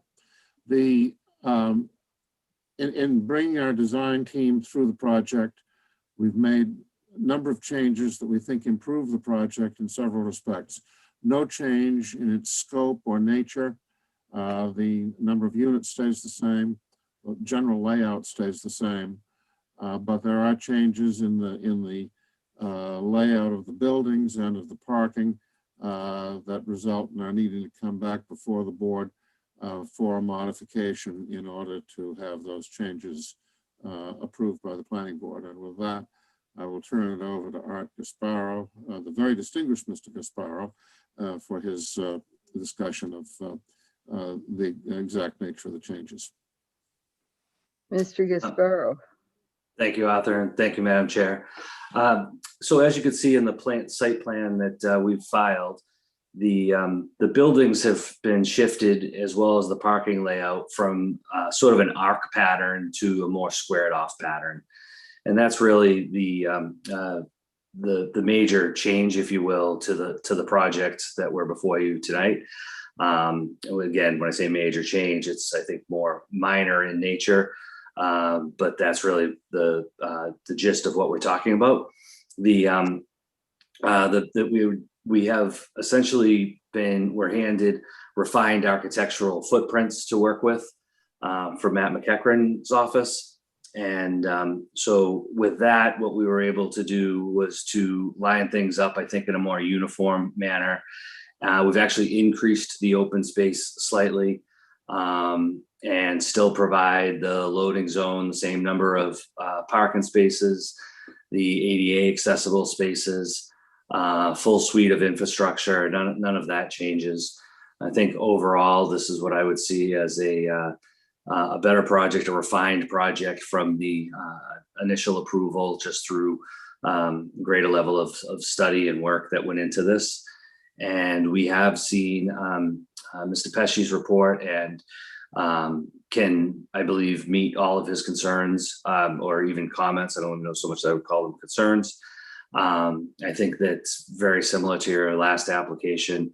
We would be, a condition that Mr. Pesci had to approve the final plan would be fine, because I'm fully confident that there's just some additional notes and that sort of thing that needed to be added to the plan, additional fire hydrant, things of that nature. We did run the vehicle turning analysis through here for the fire truck, and that all works using the same analysis as before, and using the Nantucket type ladder truck as a model for that. We have also seen the correspondence from the abutter who has some concerns. I think much of them are the concerns that, as you noted, Madam Chair, at the beginning of the meeting, were really related to the initial application. There was one with respect to a board fence. We had shown on the plan that is before you tonight, and on the previous plan, a board fence along the rear property line.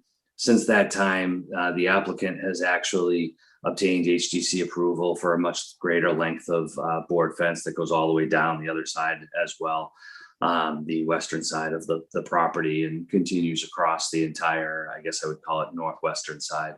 So that's all been HDC approved, and the applicant is fully committed to building that 6-foot board fence along the property line, which I think should go to address at least one of the concerns that the abutter had stated on the letter.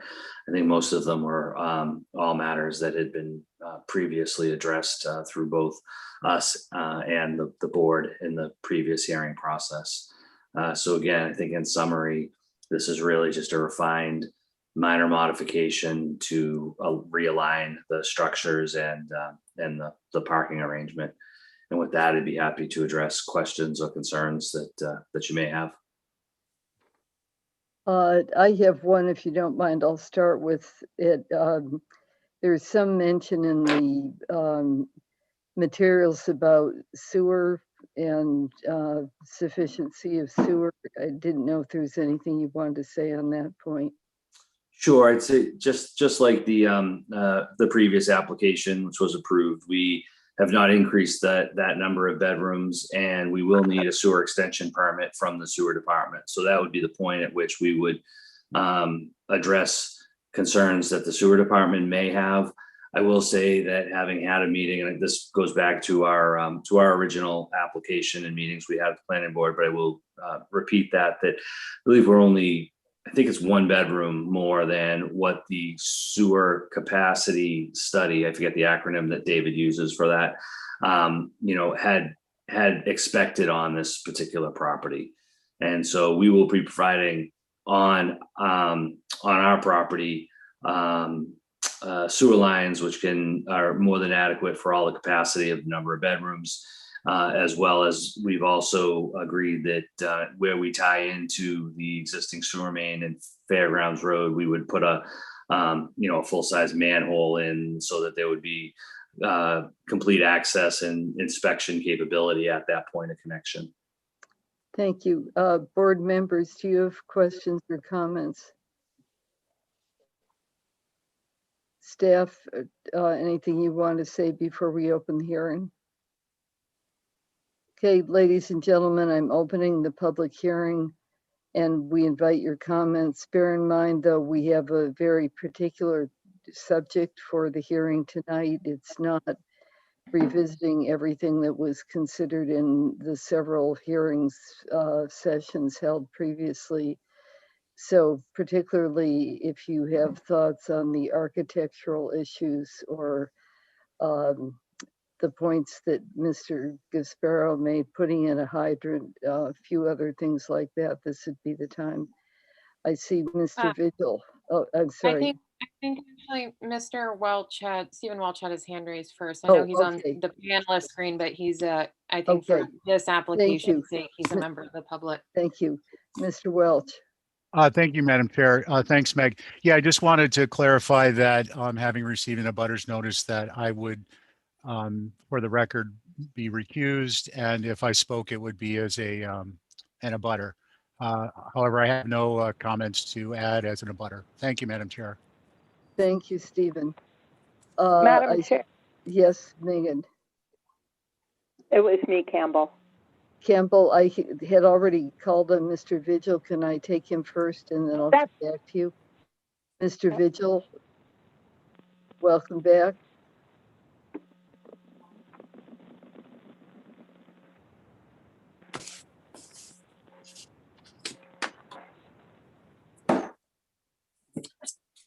Are you there? Mr. Vigil?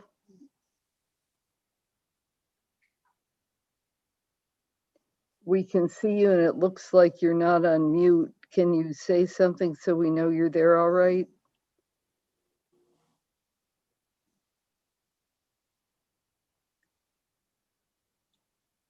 Then I'm going to call on Mr. Vigil. Are you there?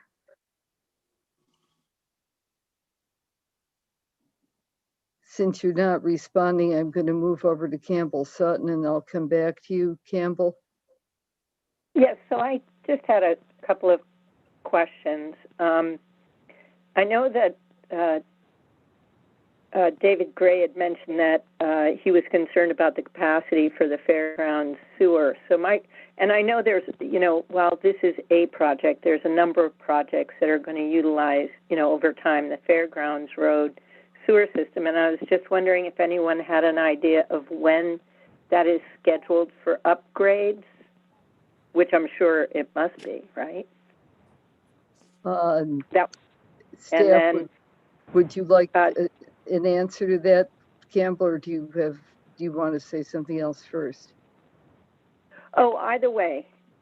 Let me ask, I think I'll start with Leslie and Megan if you have information on that.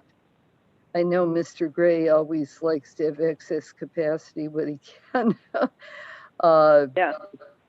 But Megan or Leslie, I know there's a sewer expansion plan, but I don't know the dates.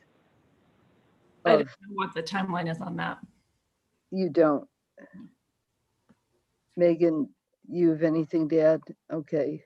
Arthur, do you happen to know either, Arthur? I Okay. have no idea. I don't.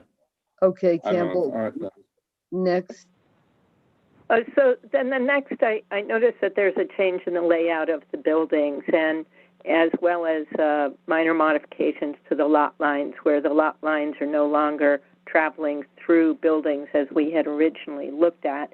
And this is probably falls under HDC or something, but I'm just sort of wondering, because they look very blocky, whether it's going to have variation in height and look like a neighborhood, different houses kinds of things, or is it going to be more of a cookie cutter view?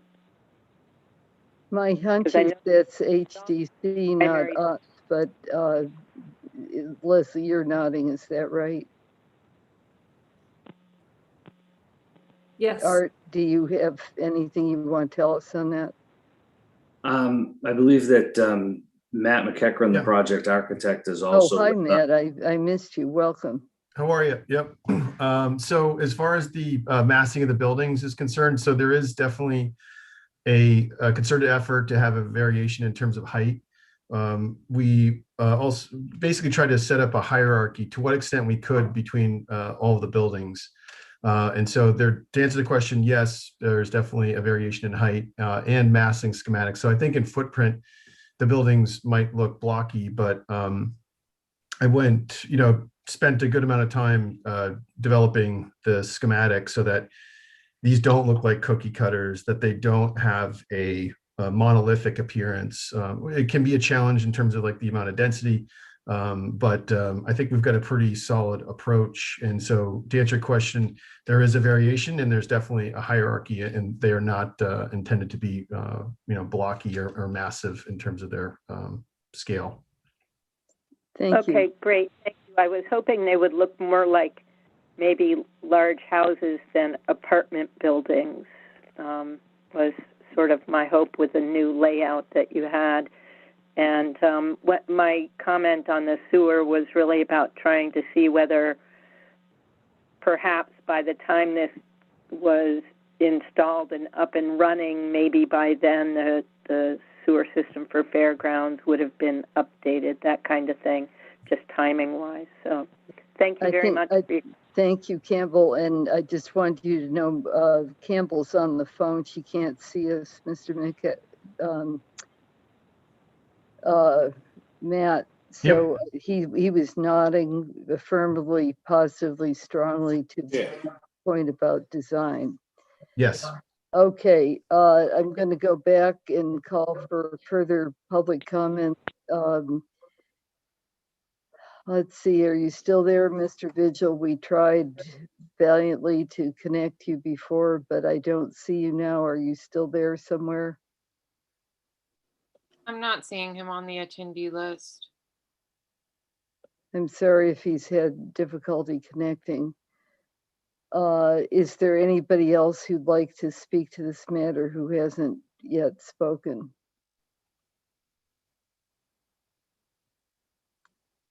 You ready to close the hearing? Is there a motion? Make that motion, Madam Chair. Thank you, Nat. Second. John, Dave seconds. Roll call. Nat. Aye. Dave. Aye. John. Aye. Fritz. Aye. Judith, aye. Is there a motion on the merits?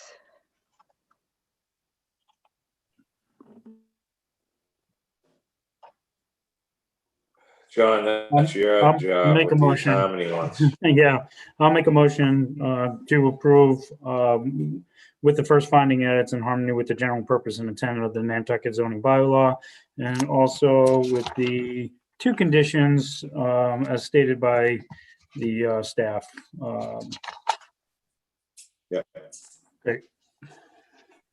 I'll second that. Nat seconds. Roll call. John. Aye. Nat. Aye. Fritz.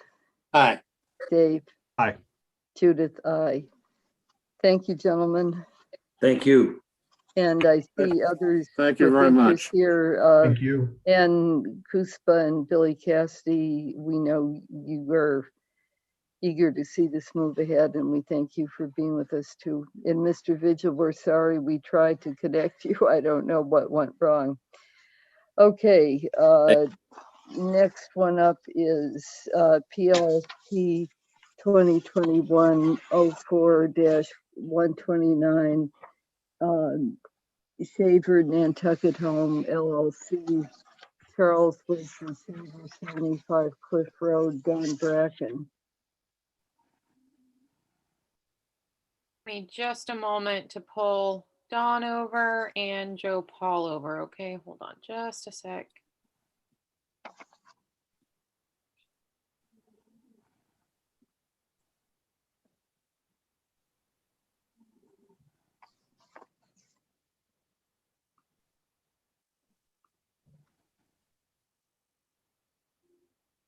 Okay, thank you very much. For the record, Don Bracken, Bracken Engineering, representing the applicants for this project.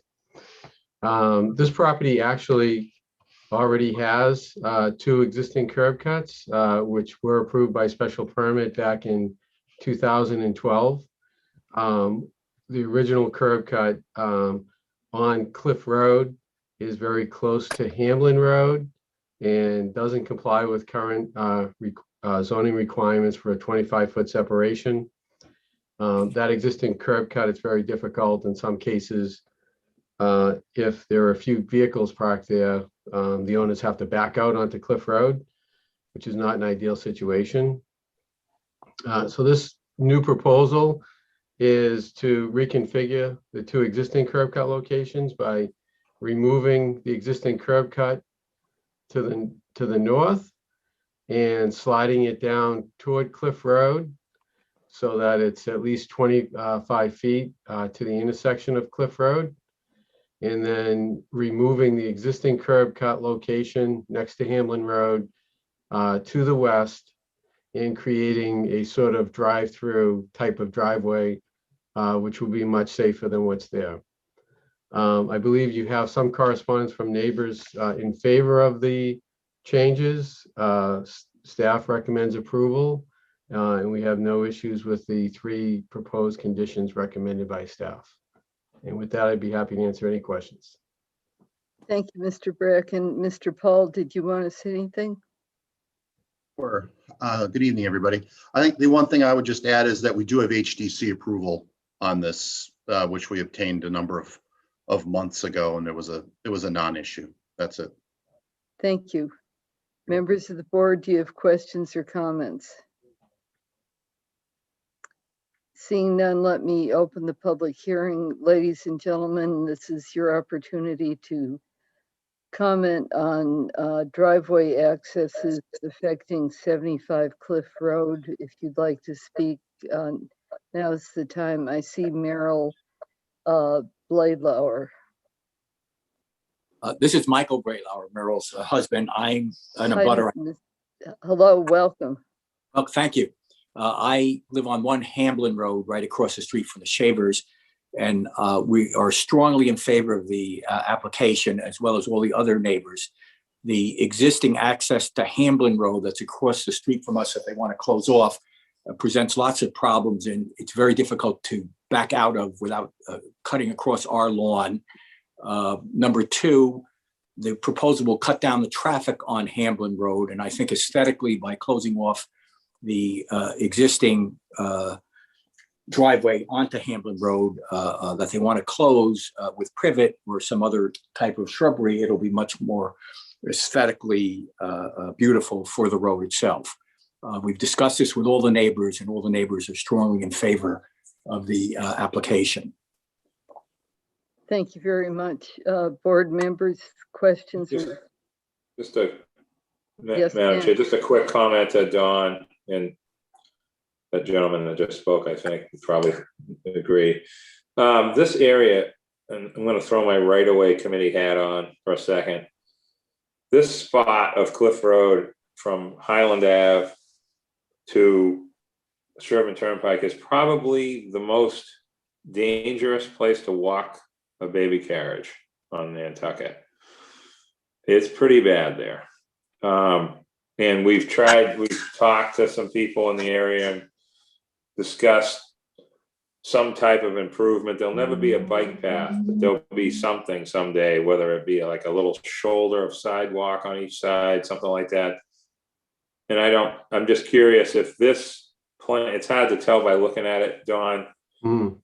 Is this is a really big, I know this spot really well, and I've seen that happen, what they're talking about.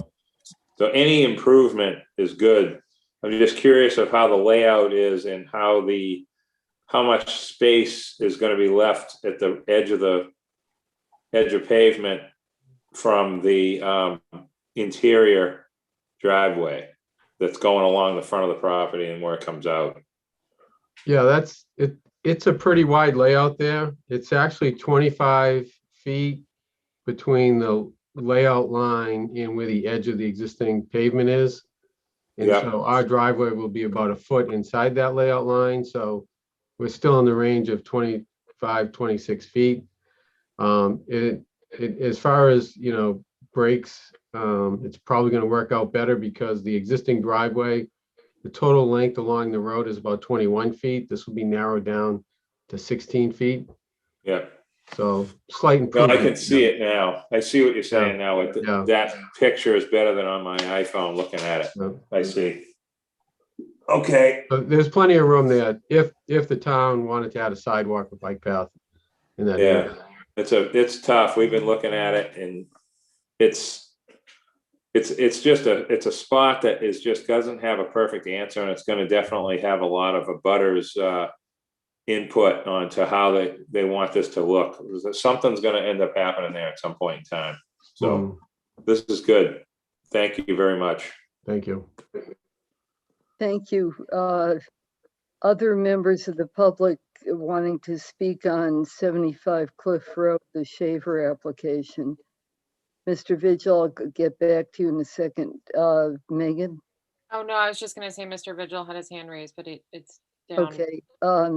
Mr. Vigil, we tried diligently to connect you, and you disappeared. We couldn't get you back, so we went along and finished the hearing and actually voted. So we're now on this other matter. If you want to speak on this matter, you're welcome to do so, but unfortunately, it's too late to try to speak to the prior matter on Fairgrounds. I can tell you that we all read the materials you submitted, but I'm sorry, because we really tried to connect with you and tried to delay, but you weren't there. So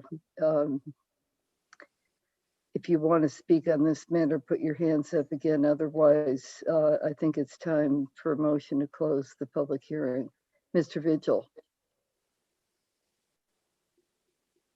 I had technical difficulties with my computer. I'm very sorry, Madam Chairman. I just want to make 2 quick points. I know you might have already voted on it, but there were no pictures of the new structures, and the fence seemed woefully inadequate on the 2 sides that I mentioned in the letter. Thank you. I should tell you that maybe Megan, you can send the picture that the architect showed us to Mr. Vigil, if we have that, or maybe Art or Mr. McInerney could send that just for your information. But the actual appearance issues pretty much are HTC issues. We don't get into the detail, but we did have a discussion about the massing of the shapes of the buildings and things of that sort. And I think we're satisfied that we had probed that matter. And we also had some discussion about fencing. So again, I'm sorry you had the technical difficulties. I wish we could have done something to help. Thank you for being with us. We are always happy to hear from you. Okay, I think we're ready to have a motion to close the Shaver 75 Cliff Road. Make that motion, Madam Chair. Thank you. A second. Nat moves, John seconds. Roll call, Nat, Aye. John, Aye. Dave, Aye. Fritz, Aye. Judith, aye. On the merits.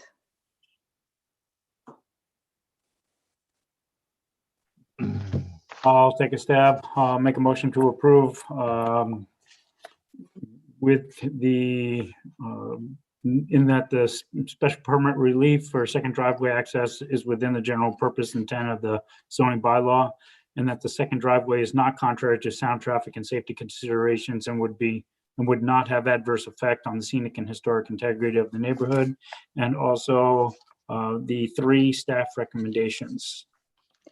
Thank you, John. Is there a second? Second. Dave seconds. Roll call, John, Aye. Dave, Aye. Fritz, Aye. Nat, Aye. Judith, aye. Next one is, Thank you. pardon me? Thank you. Don Bracken Oh, saying thank thank you. you. Thanks, Don. Thanks. Next is an ATM article, warrant article that we're revisiting, and maybe Leslie, this is your time to shine if you want to explain this to us. Yeah, so as you all know, there was some opposition by some of the property owners who were affected by Article 46. Stephen Cohen is representing them. And I think the board did mention at some point during their deliberations the possibility of putting a later effective date in the motion, although at the meeting when you made your motion that was not discussed, and I didn't bring it up at the time. So after having some discussion internally and talking about the needs of Mr. Cohen's clients, we would like to suggest to you all that we amend your motion and add an effective date of March 1st, 2022.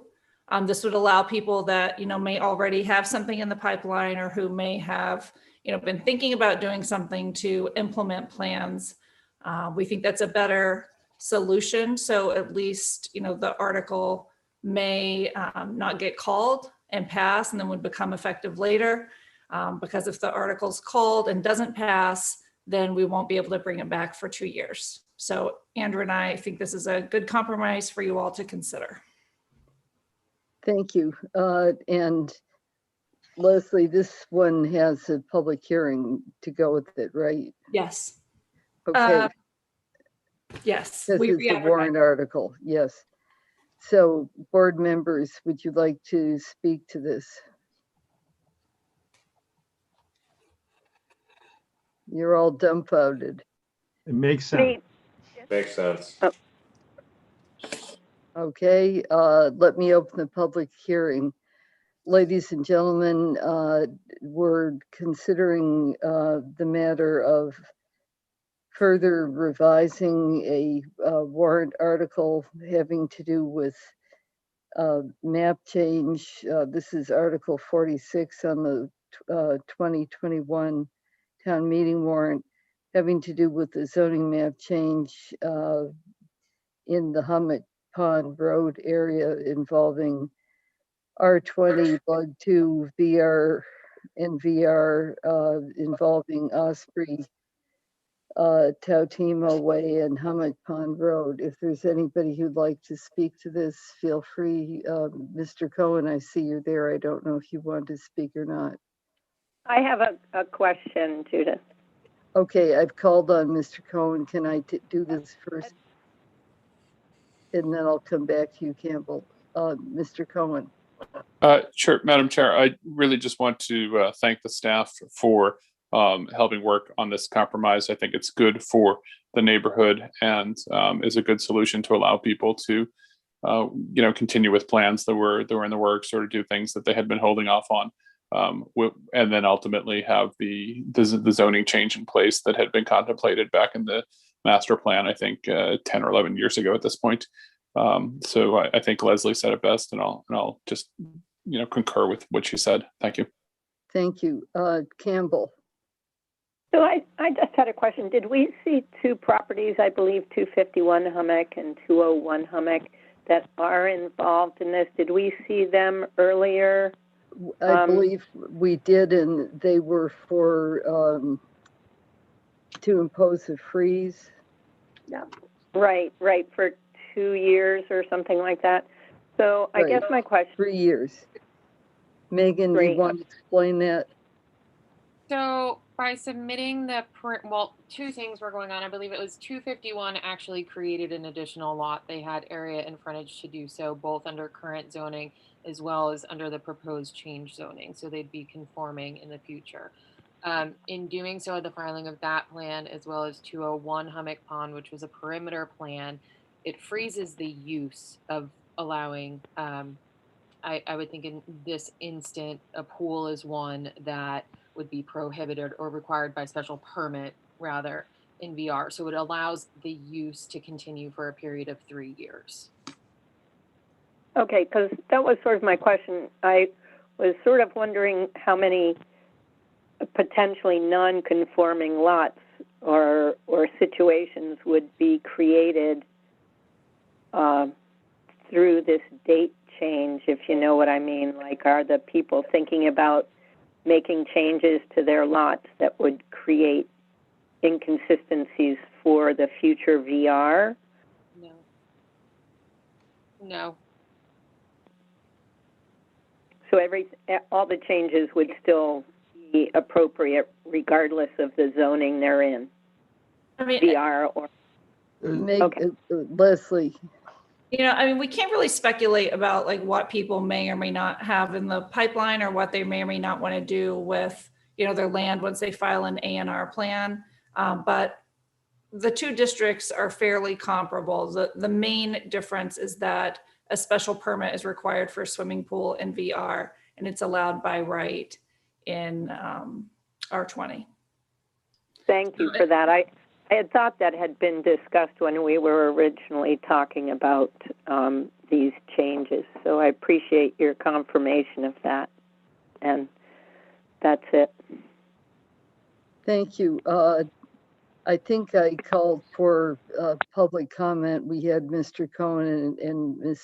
Sutton. If there's anybody else from the public who'd like to be heard, now would be the time. If not, we're ready for a motion to close. Dave? Just to Campbell's real quick. I think I saw that as well. And I mean, there's a 2.5% ground cover change. So at the most, they're going to get 500 square feet on that lot in the freeze, and then a pool without a special permit. So I don't think there's there's not a huge change going on here. I don't think so. Thank you. And I'll make a motion to close the public. Thank you. Second. John seconds, Dave moves. Roll call, Dave. Aye. John. Aye. Nat. Aye. Fritz. Aye. Judith. Aye. On the merits? I'll make a motion for the zoning map change, Article 46, for a technical amendment to the motion to include a predetermined future date of March 1st, 2021. Do you need anything Oh, else? 22, sorry. 22. Thank you, Leslie. Is that all you need, Leslie? Yes. Okay. John moved. Is there a second? Second. Dave seconded. Roll call. John. Aye. Dave. Aye. Fritz. Aye. Judith. Aye. And that, Okay. And Nat, thank you. Okay, so now to the magic moment, the chance to discuss the Sparks Avenue project. This is Dan Malloy, and this is to discuss preliminary plans and sketch plans. So this is not a matter for a public hearing, right? It's just deliberation within the board. Leslie? Thank you, Madam Chair. I unfortunately have to step out of the meeting because I had something unavoidable come up with my daughter. But I just want to point out to you while you're going over these that particularly with the sketch plan, I mean, it is conceptual at this point. We at the staff level have provided comments to Dan over the course of a couple of months while he's been working on this.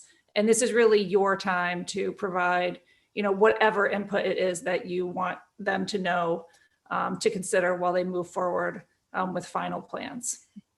So I really encourage you to make any comments at this time. With your emergency.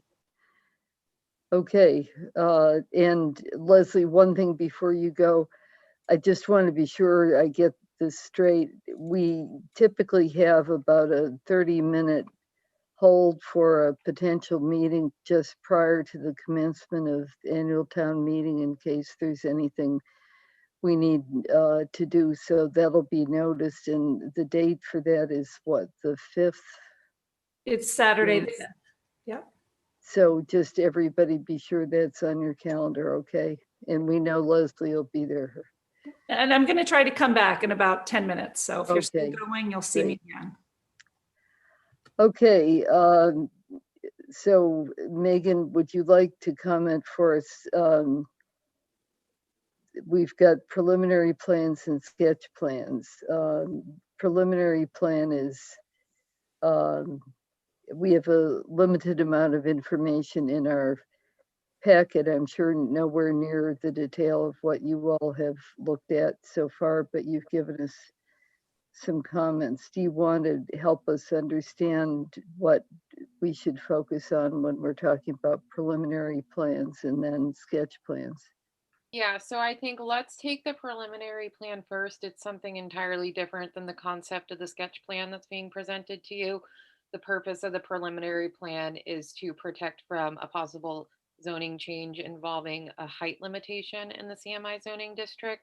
It's more of a formality that needs to take place. A letter will have to be issued. So I think we can go through that first and then hand it over to Dan, Arthur, and Christopher and the board to discuss the sketch plan, if that sounds all right with you. So Megan, is this for action tonight on the preliminary plan? Yes.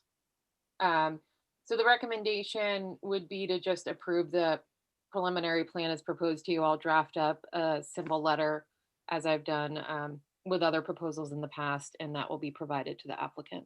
And what does that bind the town to, if assuming we were to approve it?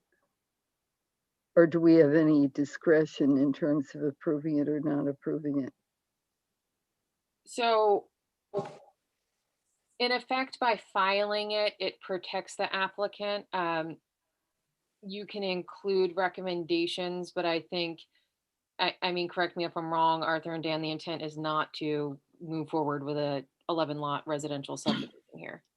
So I wouldn't think to take the board's time to go through conditions for that type of proposal. Instead, we can go ahead and draft the letter that would protect it against any possible zoning changes. It would freeze the current CMI regulations so long as it's followed up with an AR subdivision plan if need be, if those changes were to go through at town meeting within the statutory time frame. And related to that, maybe you'll comment on that, but related point, the warrant article that at one point was proposed about height is no longer being pursued by the proponent, and the board voted to take no action. So I just want to be sure we understand if we go ahead and approve this and there's nothing on the agenda for a town meeting to actually consider what's the significance of our action tonight. Does that make sense? If I may, Madam Chair.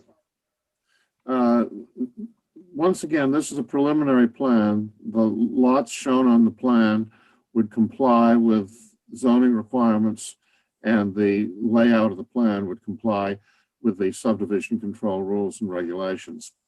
Obviously, if we were to proceed, which we'd have every right to do, with going forward with the subdivision as shown on this plan, it would be up to the planning board after the public hearing process on it to make a decision and determination as to exactly what improvements we would be required to make, what infrastructure would be required, what conditions would be attached plan. I think that the only point here is that we're submitting a plan that is compliant and that therefore with the fact that you would have the ability to do all those other things if we went forward with it, you should vote to approve it. Now, as far as its interface with the zoning article, once again, if the article to change the height limit in CMI from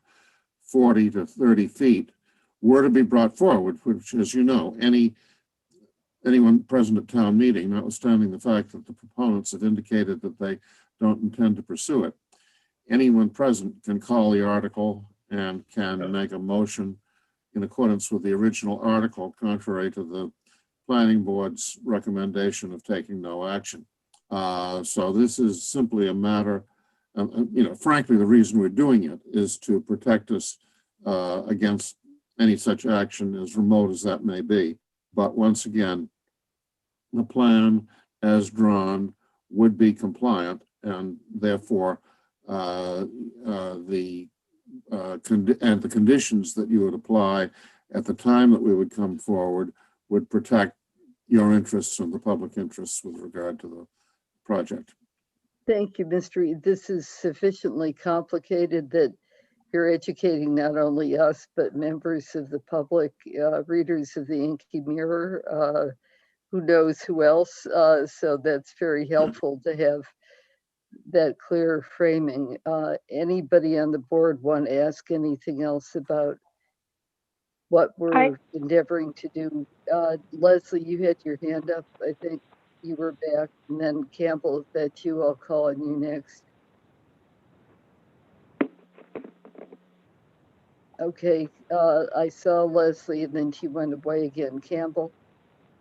Okay, so I just had a quick question for clarification in my own mind. So what we're looking at is if the Article 63 is called and somehow perhaps there's a height change, it doesn't have to be to 30, that could be amended to something else between 30 and 40, I believe.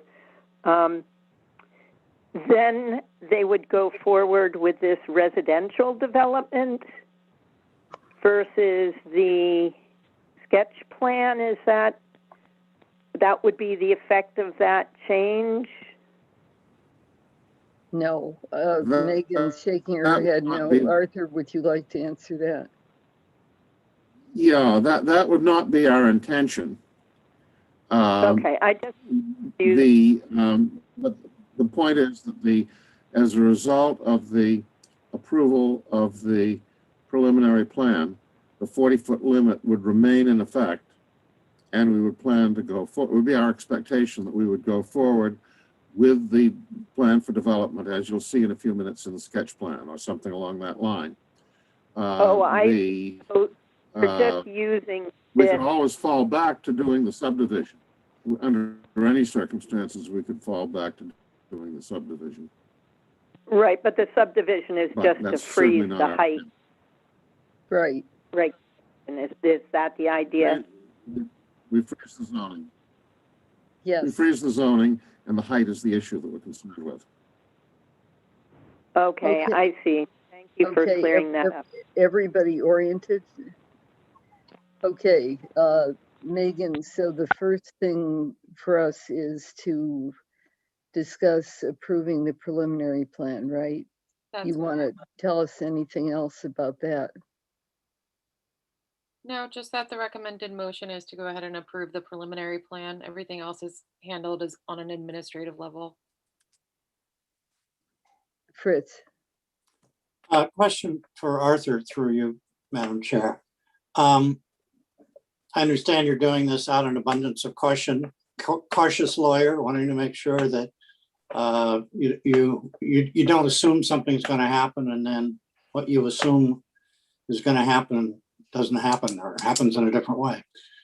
Likewise, on our side, if we approve this preliminary plan and there were a change in heights, then we would have approved this plan, subject to, as you said, conditions and things that we can apply to it. But is there anything in the, I guess I'm asking, by approving this particular plan, or I should say, by accepting this preliminary plan in this, as it's seen, is this basically a subdivision plan over which we would have very little to say as to the layout, not as to the infrastructure and other conditions? Mr. Reed? If I may, through you, Madam Chair, to my friend Fritz. You would have every right in connection with the public hearing to comment on the layout of the plan. The preliminary approval does nothing other than enable us to proceed forward. If when you have the public hearing, there is concern, let's say that the location of the interior roadway where it comes out into Sparks Avenue is not in the right location. Again, I can't imagine that being the case, but let's just hypothetically say that that would be the situation. You have in no way painted yourself into a corner and made yourself unable to object to that change by having approved the preliminary plan. Any preliminary plan approval is always subject to the matters that would be presented at the public hearing, on which you would make your decision on the definitive plan when it would come in. You're never bound by the action on a preliminary plan, because once again, it is done without a public hearing process. Thank you. Fritz, did you have a follow-up? No, I guess that's adequate. I just wanted, on the record, I would hate to see Thursday's paper showing this this plan on the front page of the newspaper saying we've approved it. Fritz, you can't control it, Fritz. Don't even imagine that. Right next to your picture, Fritz. Okay. I think it's just important to recognize that the preliminary plan is the mechanism that is used to freeze the zoning. So it has something to do with what they're doing. Yeah. No, I understand the intent. I just want to make sure to the extent Arthur's being careful, I just want to be careful on behalf of the planning board that we fully understand what the ramifications could be if things go haywire and we didn't approve this. So anyway, I think I'm okay. I have to say, it's so much fun to watch good lawyers work. All right, is there a motion or further discussion? I'll make a motion to approve the preliminary plan. Thank you, Nat. Is there a second? Second. John seconds. Further discussion? Okay, roll call. Nat? Aye. John? Aye. Dave? Aye. Fritz? Aye. Judith? Aye. Okay, on to the sketch plan. So you want to tell us anything, Megan, maybe you first, anything about how this is just for feedback, basically, right? This is not a binding action in any way. It's just to try to give them more information about what our thinking is. That's correct. So Dan and Arthur and Christopher can present. I'll keep track of some recommendations that you have, and I will issue a letter outlining those recommendations. So now's the time to really have that open dialogue and discussion where you provide feedback before they come back before you for a formal MCD application. Thank you. I wanted to ask the board your preference. We have a set of staff recommendations. We could take them up topic by topic, one by one, or we could kind of let every flower bloom and let every board member say what's on their mind and go round robin, which we often do. Do you have a preference?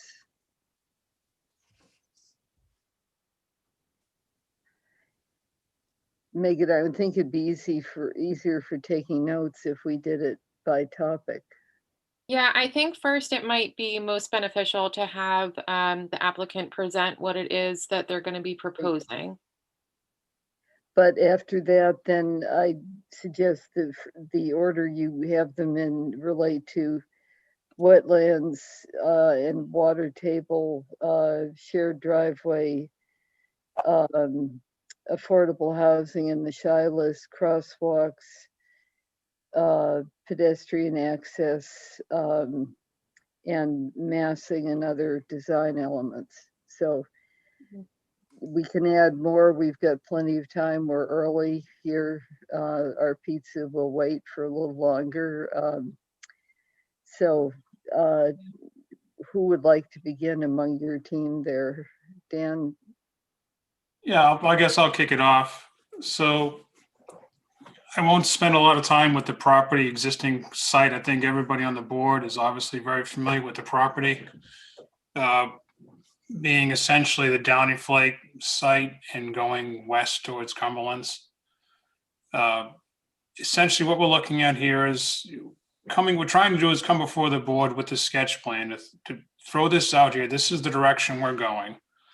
And really to get the board's feedback before we go too far on final plans. So, I mean, we've got the letter in there. I think a lot of people have heard rumors of this already. So the properties in this CMI, Commercial Mid-Island District, would be eventually coming back to the board with an MCD, with the intent being a large mixed-use development, being restaurants, recreation space, office space, apartment space. And the intent right now, if everything works out, obviously like the Downy Flake to be relocated in this building. We're looking at a basement level bowling alley. We've also got mixed use in the building between offices. They're looking at around 35 to 40 apartments. A percentage of those will be deemed affordable. The applicant's already been in touch with the housing authority on this one, and the apartments would count towards the island's affordability requirement to help basically build the island housing stock on affordability. That's the 10% rule for the 40Bs. I'm going to flip that up. So overall, the site, you're just looking at it. You've got the parking area you're seeing in the back. We're trying to lay everything out somewhat in line with what the general plan is, building in the front, parking in the back. There is a below grade parking garage, which you're not seeing here, but essentially imagine the parking area you're seeing being, replicated underground, as well as under part of the building. And I know some of the big comments are going to be the driveway entrance, obviously, where it comes in off of Sparks Ave. We have had one preliminary discussion with the owners of the Cumberland Farms property. We will be going back to them to talk about shared driveway ideas. If there's a scenario we can work out with them. We've also had a meeting with DPW. I've also talked with the sewer department to talk about stormwater utilities in the street, talking about sewer lines in the street. I'm aware there's a force main adjacent to our property. So we're doing a lot of the groundwork now to flush out all the comments and concerns everybody has, so we can come back to you with a project that hopefully addresses most of everyone's concerns. And I can go on about details for quite a while, but the intent right now is really just to flesh out the big picture ideas everybody has. And there's obviously roadway improvements, there's sidewalk improvements. So we have a little bit of work to do on our end as well with working on that. But again, I can go on for a while on lots of details, but it might be easier if we just open it up if anybody else has questions. Dan, would you like anybody else on your team to speak to start? Arthur's available. The proponent, Chris Fiumera, may be on the line. I know he has spoken to Tucker Holland on the affordability aspect of it, if you'd like to hear more about that. Okay, board members, what do you think about trying to go in sequence according to the staff recommendations? Just for starters, you can come in with other thoughts later. The first one has to do with below grade parking in proximity to a wetland, a high water table. Then the idea that perhaps the parking area could be half below grade.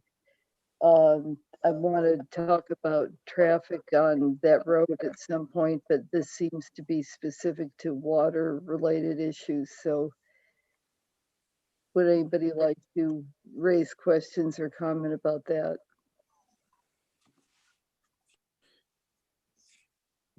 Dave? Excuse me, Judith, is this about a question of traffic flow? Then can you hold it for a moment, Campbell, because we're trying to go through first with the water table and those things, and then we'll get the water. Okay, I was confused. I'll wait. Okay, thank you. Dave Iverson. Through you, Madam Chair, I guess Dan's probably the best one to answer this one. Is a below ground parking garage feasible with groundwater here? It is feasible. Groundwater, I think, during construction is a concern. However, with the parking garages they build, they are able to build them and make them waterproof. And they're also able to put dewatering systems in if necessary. So it is a functional thing that can happen. If you think of any parking garage you've gone in probably the majority of cities, especially Boston, the majority of those are partially, if not wholly, below water surface. And this is in the well protection district, correct? Yes, it is. Okay, and then how close, this has some wetlands behind it? That question has come up. There are no wetlands in proximity in terms of buffer zones to this site. Further to the west, there are wetlands behind the auto body shop. Okay. On the other side of the gas station. Yeah, beyond, you've got Cumberland's between. Further to the west towards the cemetery. Okay, thank you. That's really my questions. John? You're unmute, John. Unmute. Sorry, I was looking at the map. I'm sorry, through you, Madam Chair, this is for Dan. Dan, the first thing I don't see, and correct me if I'm wrong, is there any kind of loading zone? This is going to be a mixed use, Downey Flake, residential. I don't see anything for truck deliveries or anything like that. Is that proposed on the street, or where is that? Yeah, that's one of the things that's in progress right now. So there's an area we could do it within the site. We've got a small parking lot in the front that could be changed over. We're also looking at something possibly in the street. The town's working on the whole Sparks Avenue redevelopment plan right now with sidewalk improvements, maybe on-street parking, or at least on-street loading. So that definitely is a question and something we're looking at. That we'll have to come back to you with that one. Yeah, because it looks like it's going to be an obstacle with the combination, as you're talking about, below grade parking or half parking. Then you have height restrictions and the size of the trucks going in there for the Downey Flake, such as the Cisco. But also, if you're looking to the front portion before you enter in, then you're going to have a limited area. I think it's like 17 by 34, somewhere around there, to be able to pull in, turn around. So it's even with the little jitterbugs, the tractor trailer or half trucks, that definitely is going to be a concern or an issue. Also, when you're looking at the underground parking or half parking, directional, one way in, one way out, because it looks like you have a couple of places where it could be confusing if it's not labeled once you go in, where it actually says 74 spaces down there. If you're going in and there's two-way coming around there between that 22 feet, that it might be good to label something one way in, one way out. And then obviously you're going to take care of things like low lighting and things like that. I don't want to get on, but while we're still on parking.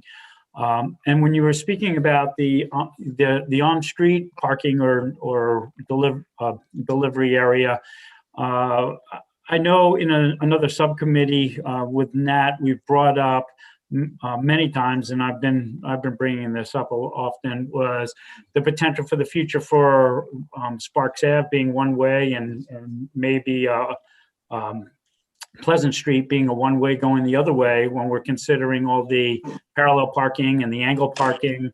I don't know if I'm putting the cart before the horse, but that might come in play with discussions when you're creating some kind of delivery service for this particular one, because this looks like it's a pretty large project compared to what's on Sparks right now, aside from the Stop and Shop. That's it Other for now. board members on water issues, and I think we're shifting over a little into parking, but let's, Fritz. Yeah, as to water, there's a lot of parking space. I mean, most of this lot's going to be covered by impervious surface. And if you're talking, I'm not an engineer, but I'm just looking at an awful lot of impervious surface. I'm looking at, if you're talking about foundation or underground garage, yes, you may be able to make it waterproof. But I guess my concern is, I think there's an R1 district behind it. If there are wetlands anywhere near it, I guess my concern is, what is the displacement that's going to take place here, and how much water runoff you're going to be having, where's it going to go, and how is it going to affect the groundwater in the surrounding area? Not going to be very happy if the neighbors behind all of a sudden have flooded yards, or the water table in that wetland is affected. So I would want to see a lot more than just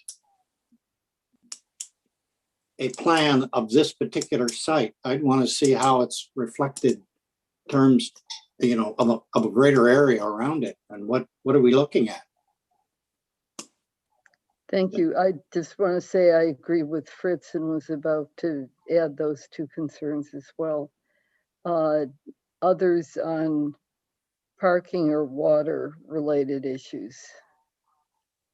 Want me to go next, Judith? Yep, sure. That's okay. On the water, Dan, you talk to people that are still around. A lot of this water is from Myacomet Pond coming down the first way. There's a lot of flooding in some of these basements over the years. So I think that's just a sort of an existing situation. We don't let the pond out like we used to down there. So there's a lot of water depending upon what, each year brings in that regard. So I want to talk about the shared driveway thing with Cumberland's. That's a big one. And this was all, Cumberland's was, a mess once. So that was just sort of an open field. So this is the next piece. And we knew this was coming and something was going to happen to these properties at some point. I think that the exit of Cumberland works really well. You can take a left, you can take a right pretty well. But coming in by the gas station is kind of a little bit of a mess. Depending on who's coming out of the gas station, you sort of have a little jig around thing. You have to kind of watch the person that's not watching you. But I think we have an opportunity to improve this situation somehow. You got the pedestrian easement thing that we got recorded to Allen's Lane, which is really important. I'm sure the applicant understands that, Dan, about that. I envision and glad that John brought it up. The pup trail is, I think you should consider the ability to have the pup trailers come in one end and go out the other. And that's just my opinion, but delivering to the Downy Flake is kind of, sort of just pull over and do the best you can. And they improve that sidewalk and fix that for more pedestrian and bicycle friendliness. It's going to cause an issue. So I think, pup trailers can navigate pretty easily. They may never have to back up if it's done right. They may be able to pull in and deliver and go to more than one place and leave out the house fitter side. That's just what I'm thinking in my head looking at this.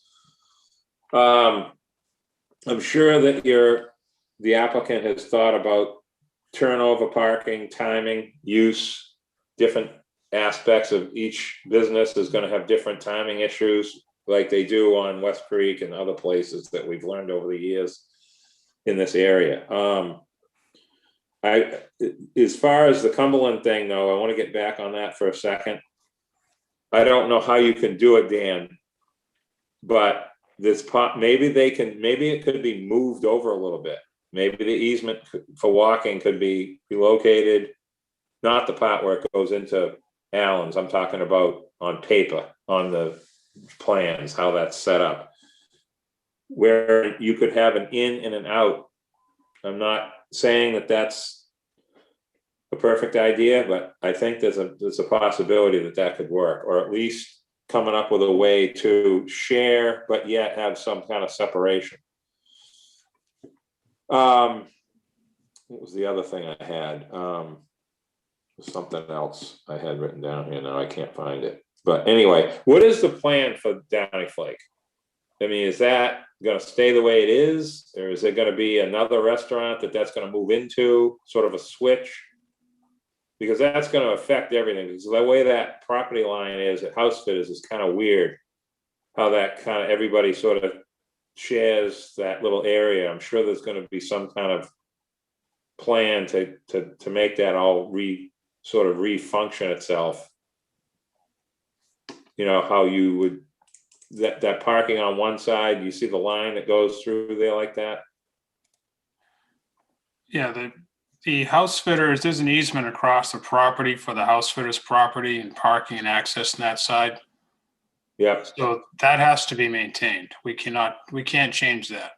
Right, but what I mean is, I'm sure that there's some kind of a way, because all that hedge and it's taking up all kinds of space. I mean, there's kind of a lot of wasted property over there.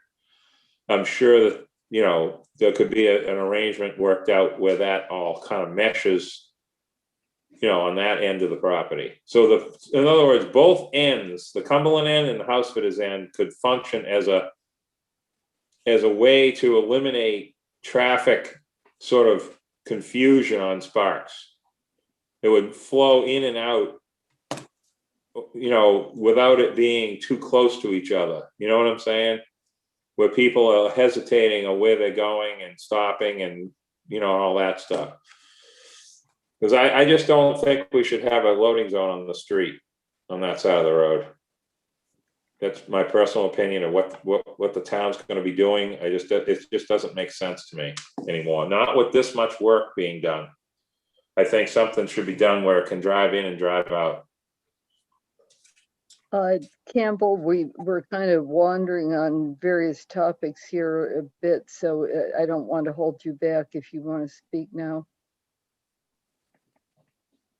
Hi, thank you, Judith. I had been listening, and I'd like to agree with Fritz on the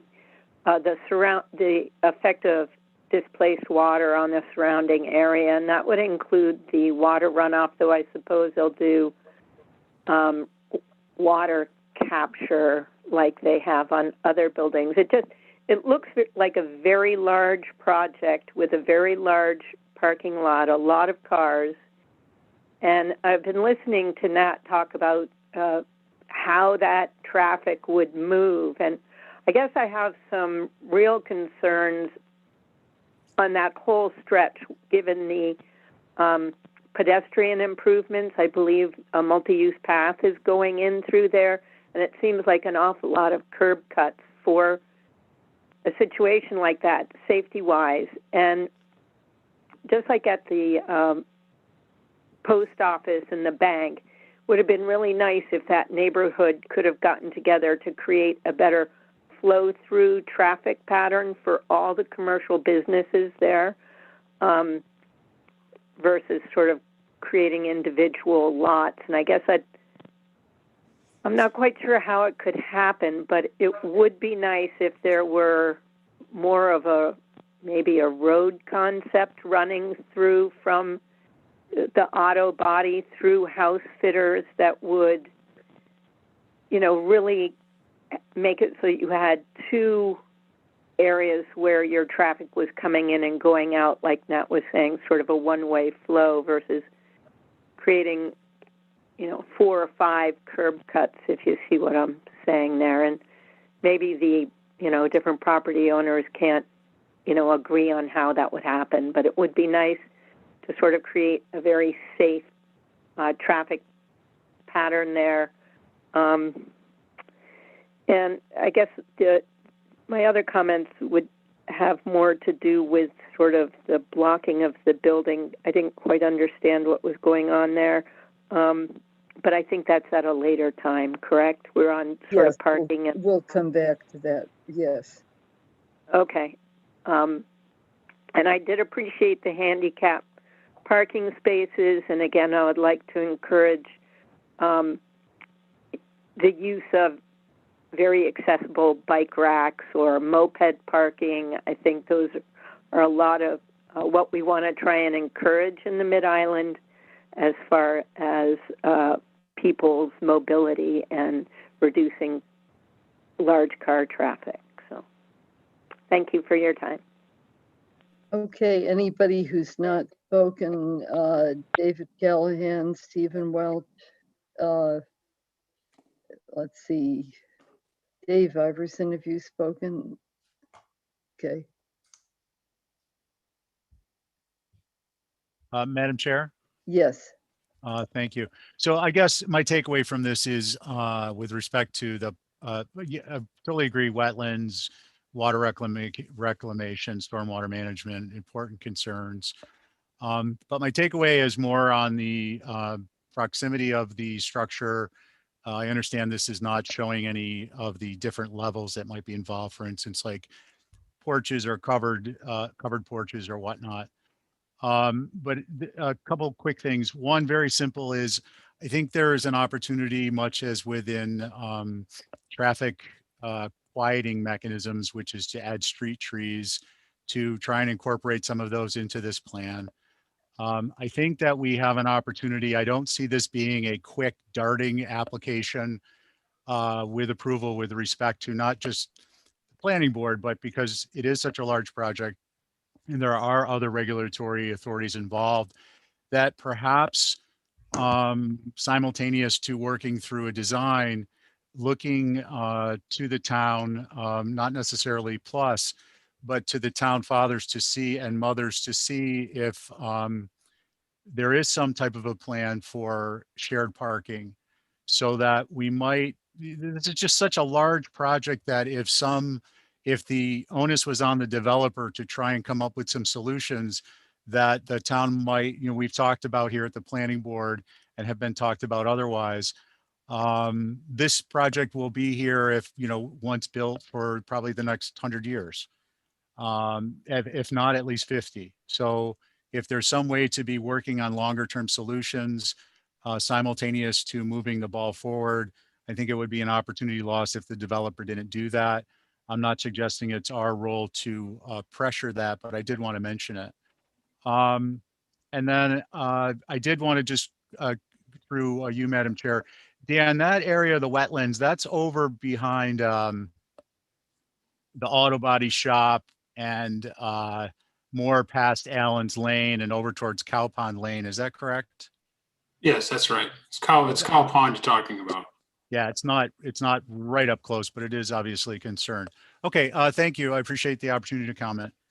Thank you. David Callahan? I'm going to recuse myself from this, Madam Chair. Okay, thank you. Speak to the public, and that's not now.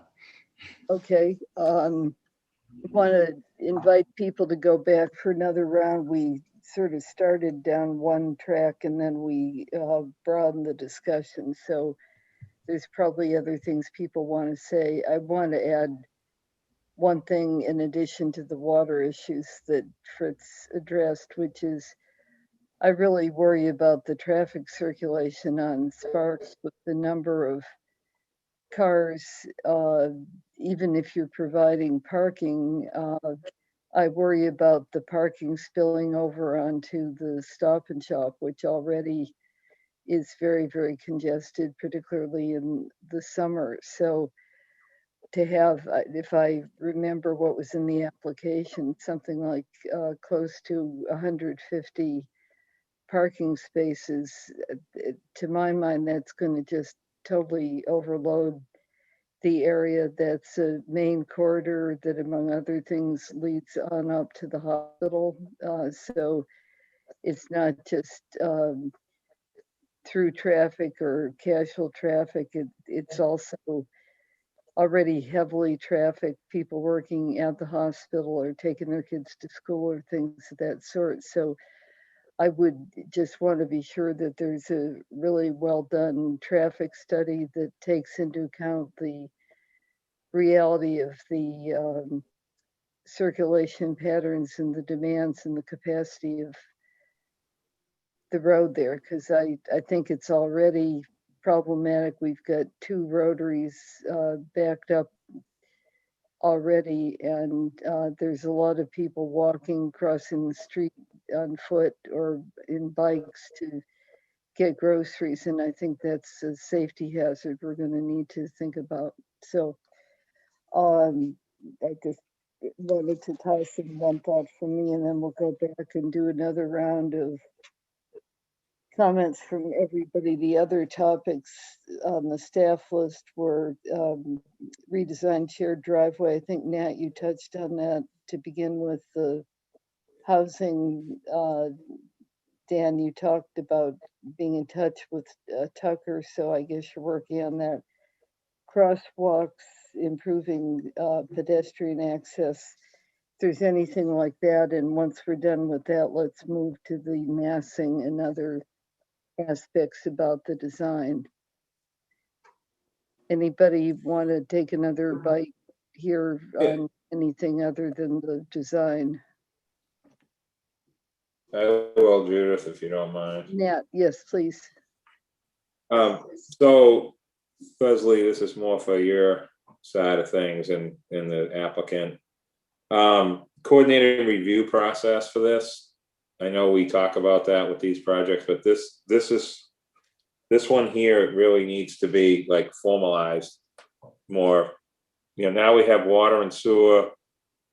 We have really good departments right now that have their act together, and they know what they're doing. They know what's going on with everything that's going on under the street. They just dug up the 2 mains across the street 2 years ago.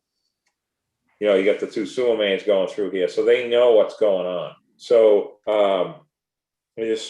just to kind of cover everybody, especially today, with, you know, when these pictures of this project, you know, hit the social media, naturally, you know, no one ever heard of this area in their life until they saw that.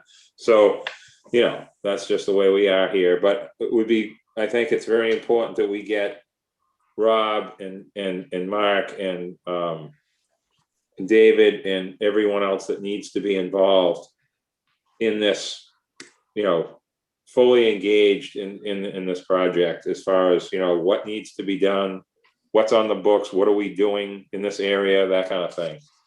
I know that David's got a big plan to capture a lot of the flow that's coming in from outside that goes down Sparks, and they're redirecting it. So I don't know what hasn't been dug up yet, but they've got something going on with that, I know. So, and stormwater. Do we even have stormwater down here, or does it just go to leach pits, or where does it go? Dan, you know, that's the kind of thing that's going to have to get looked at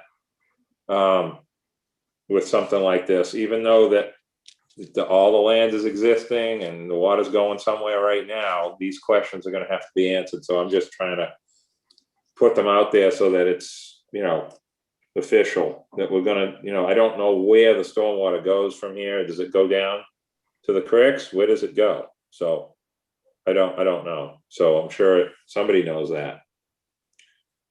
And that's it, Judith. Thank for you. me for this minute. John, Fritz. I just wanted to elaborate a little bit on the water issue, and came to mind after I spoke, but when Nat said something about Maya Comet Pond and how that flows almost all the way into town. I'd encourage the developer to take I mean, I'm on the Coastal Resiliency Advisory Committee, and on the website, all the projections about FEMA coastal erosion, and predictions about what might happen. And one of the significant things is what happens to the ponds, including Mayacamet Pond, when you have erosion and the potential breaching of that pond, and then higher floods level, higher tides, and what that may mean to the whole, what I'll call it, Mayacamet Basin. And I don't think it's gonna do anything to solve the problem that people have with their flooding basements, including, I think it's gonna potentially, unless there's some solution found, exacerbate all of that. And that flows all the way into town. So that, it may seem like a long thing, long way off, and something that may seem to be too remote, but I think in terms of this whole groundwater and issue, that we ought to be looking to that, what's going to happen with Mayacamet and all of that wetland that comes in. That's it. Thank you, Fritz. John? Yeah, I'm going to the architectural part of it.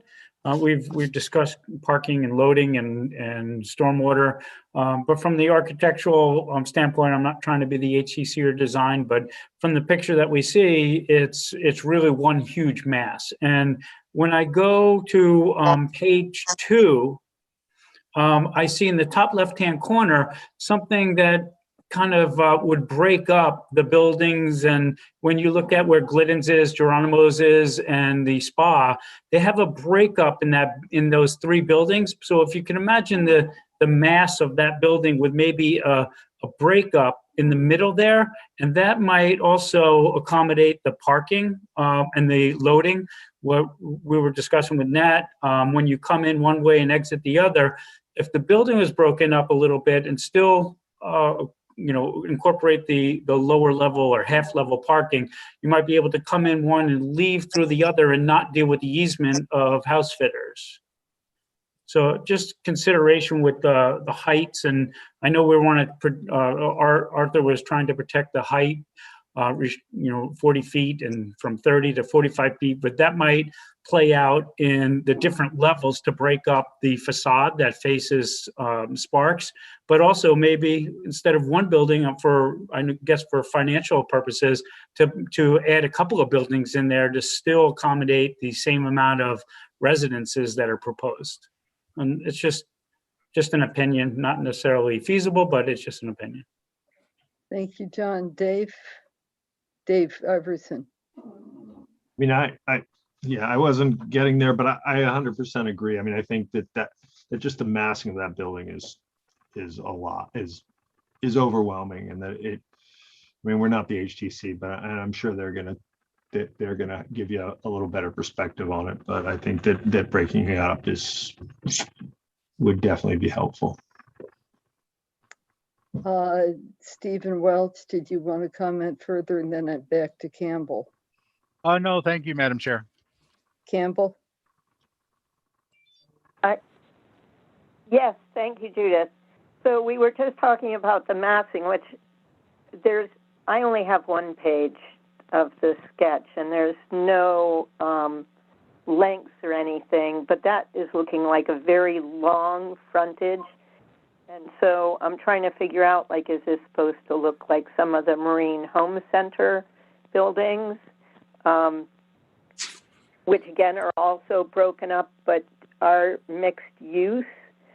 I would also, I don't like the whole L thing. It seems like it's blocking flow with the way it goes to the, does the entire length of the lot in the solid mass. And then there appears to be maybe what I'm reading as a second story above the parking garage. Of course, I'm thinking Minneapolis, how you can get from one building to the next without having to go outside. So it sort of looks like maybe there's just a second story portico something. I can't tell. It just says proposed building area over parking lot. So, so I do have concerns with the massing, as everyone has already pointed out. I guess the other thing I'd like to say is this is, I believe, at the highest point of the mid-island. So if they utilize the entire height, they're not able to hide themselves in the environment, such as the Marine Home Center buildings, you know, where Cowboys was, and Wayne Alarm and Sophie Tees and that type of situation. But I get the idea that that's sort of the thing they're looking at making. So I'm a little concerned about their ability to pull off a mass of straight height in this area, given that it's the tallest land area. And that really does affect the winds, how the winds travel across the island and stuff, as we all know, after the installation of the 5 very tall buildings at the elementary school and the shift of winds that has created. So I guess I'd just like to see a little less blockage and more flow in the property layout, and a better description of what that proposed building area over the parking lot really means or looks like. So that's it. Okay, I'm gonna toss in one here as we go around one more time. I think the design is decidedly un-Nantucket-like. I don't know if the designers are familiar with building with Nantucket in mind. It looks to me like it could be anywhere on the Cape or any place, any number of places. It doesn't have the sense of place that is expected here, and I'm sure you're going to hear that from a lot of people. Part of it is the massing, that's definitely true, but it really, there's no sensitivity to the design. It's looks like it's designed to be built out every inch that can be gotten out of the site, and I think that's really a mistake, and you'll hear much more about that from the HDC, but from us, I'm sure you're going to hear more about massing and things like how much can you actually put on the site and have it be reasonable given the effects that we've been talking about, including runoff, impervious surface, all the rest of it. So I think there's a lot of work to be done on the design, and we really have nothing to work with at this point to know what you're really thinking about other than the sketch that was in the newspaper, which I hope is not really related to reality, because it really had a lot lacking in my opinion. So enough for me. Round the circle one more time. Nat, anything else? Not really. I mean, the traffic study thing you mentioned earlier, Judith, I mean,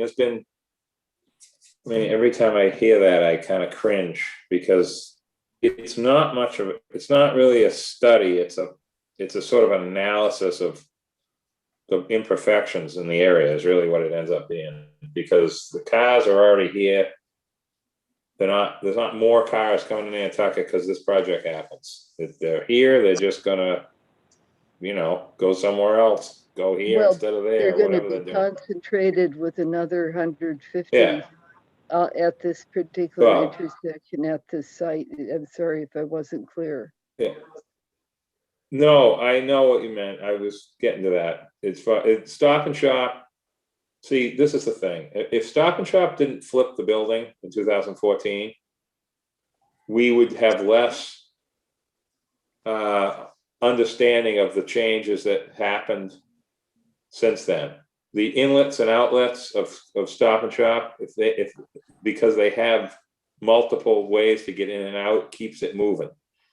especially with people that don't know how to drive and back into those spaces over by Geronimo's. So, and we were supposed to have an outlet through there, but we couldn't get it to happen, and that could happen someday. The other thing is back to the, we had a big project plan that hasn't happened yet in the Craig property. So, this area is, I think my point, what I was making earlier, is a lot of development or redevelopment has happened. You got Cumberland's, you have the gas station that works now. The truck gets to pull just off the road, unload, and drive away without ever backing up. Like, that's a big deal. Okay, that doesn't happen at the other stations. So, it was sort of like halfway down the road in this area for, solving the issues that have happened. If that roundabout wasn't done, we wouldn't be in the same position we are today. So the Sparks and Milestone is going to be a roundabout. So that's going to be a huge improvement for traffic flow on Sparks Avenue. So, I just think that we need to bring in I don't think we have to go completely crazy and have a matching traffic study person like we did for Old South. I think somebody that already has done some work here, Dan, I'm trying to think of the name of the consultant that we had Lloyd Bristol for Craig property. That was a long time ago. What year was that? 2012, 11, something. I don't know when it was. It was a while ago. But then the other company that's been here, I can't think of their name, that's done a lot of work over here. We're in the middle of consulting a traffic study set up now. Okay, good. So that's already in the works then, because you're going to have somebody that is familiar with what was and what is now and what could be done to improve certain things. That's why I'm bringing up the in and out thing, because that kind of works now with Cumberland, but I think we could make it better. So anyway, appreciate it. This is where we are. I see Dave, Through you, Madam Chair, and maybe Nat can answer this one. Where are we at with the multi-use path coming down Sparks Avenue from the school? I'm just thinking of upgrades we can do in that kind of infrastructure that will help alleviate traffic, make it safer for pedestrians and bikes in that whole mid-island area that maybe we can get some help with through the developer here. I think that's in the works, but I don't know. I think they had to do some soundings for widening towards the cemetery, Dave. But yeah. I think Rob has the answer to that, Andrew. I just don't know exactly. Just because I think that would help. That would definitely help at least alleviate some of the pressure if we made it easily accessible through other means other than cars, and whether it's something through the back like what they have at Cumberland Farms to help people in those neighborhoods access, or just the Mid-Island in general, which really doesn't have a great network of bike access. Just a thought, throwing it out there. I hear what you're saying. You're saying a formalized connector that we never really, they just sort of zip in there. Yeah, there's no. Is that what you're talking about, Dave? No, what I'm talking about is just the Mid-Island seems to be missing that multi-use network of paths. Like, yeah, we have bike paths on all the major roads, but as soon as we get into the Mid-Island around the Stop and Shop and everywhere else, that kind of ceases. The Sparks Avenue one really needs an upgrade badly. I know we're working on it, and it's in the works, but I think that even beyond that, we could take this opportunity to expand that network. Okay, let's see, Dan. I'll just make it really quick to add to the multi-use path question. We have had a meeting with DPW already, just preliminary, just as we're doing with you right now. And they are in the works of designing that. I think they're in the early stages still to work out how that would look. So what you'll see in our plan right now is, I think we're calling for a 12 or 13-foot path, multi-use path sidewalk of some variety across our frontage. That's not fixed, but that's a quick sketch on in terms of our initial feedback on that multi-use path on Sparks Ave. So it is in the works, and it is something we will be talking to DPW about. Great. Leslie, did you want to say anything about that? Okay. Fritz. Just while we've been talking, I've been looking through the zoning bylaw on major commercial developments. And I noticed there's a 20% open space requirement. So does the sketch that you're showing us, does that meet that requirement of 20% open space? As it stands right now, we haven't run the analysis yet. This is still a sketch to see what can work. Okay. Okay, anybody on the board who has anything else they'd like to add? Judith, I have a quick comment. Yes, Campbell. I might. So just as I was looking at the design after speaking, excuse me, it would seem just from the sketch here that with an adjustment to the building, they could have, where they have traffic coming in now, and part of it goes to the underground garage ramp, which I'm not sure how that, in the long run plays out. But it would seem that you could continue a roadway around the, parking lot, the back of the building there, and come out on Sparks Avenue to what to me is the right-hand side. I don't see anything telling me north, south, east, west, but so in other words, you'd have all the traffic utilizing the area coming through, going around and coming out, maybe utilizing part of that easement on the boundary with the house fitters. And I do appreciate the parking lot being at the rear of the building, so I wanted to say that, but it just seems like you could get a really nice flow through there with just a little adjustment in the length of the building or something. I'm sure, Dan, they can all work that out, but I just wanted to share that observation. Thank you. Thank you, Campbell. Anybody else have anything they'd like to add that hasn't spoken yet? I have a question, guys. This is Chris Fiumari, the developer. Yes, hello. And the question I have for the board is the parking lot that has a trailer park on it right now.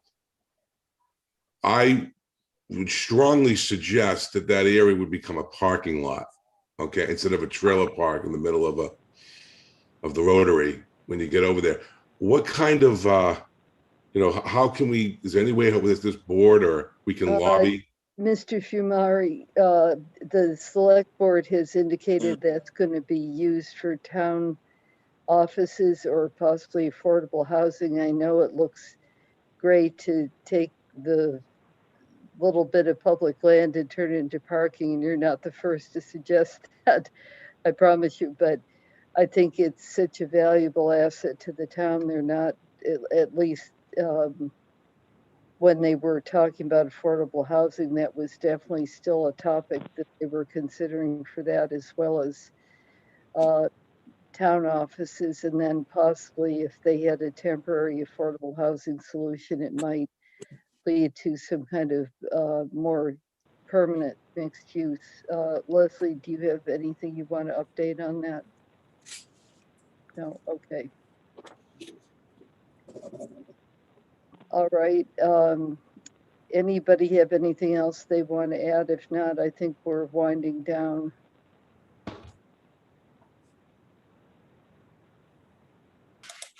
Anybody, Dan, Arthur, you want to ask any questions or offer any thoughts or whatever before we come to the end of the meeting? No, I think we've received a lot of input from you, which is obviously the purpose for our coming before you at this meeting. We'll certainly take all this into consideration and process it as we develop the plans that will come back in with, for the major commercial development. Again, I think that properly done, this can be an extremely positive use of this site and a positive thing for the town. And again, we appreciate all of your input. Thank you, Dan. Anything from you? I don't think so. I mean, I'll echo Arthur's comments. I've got a page full of notes here, and at least I'll be happy to say everything that the board has offered for feedback so far is fairly consistent with what we expected to do with traffic and stormwater and just this general site and traffic flow. So, I certainly appreciate the comments. We'll certainly take those back and rethink what we can do. Thank you. Okay, I think we're done with this item. Are there any other public comments anybody still out there wants to bring before us? If not, just a reminder, and then we can have a motion to adjourn. The reminder you've heard once before, but we have to be on deck shortly before the actual commencement of the town meeting. Because there's times when there has to be a modification of one of our articles or something of that sort. And usually it's scheduled for roughly half an hour ahead or 45 minutes ahead. And usually it doesn't last more than 15 minutes. And often we're late, but Leslie would prefer that we'd be on time. So just keep that in mind. And then our next meeting, I guess, is the 14th of June. We should adjourn.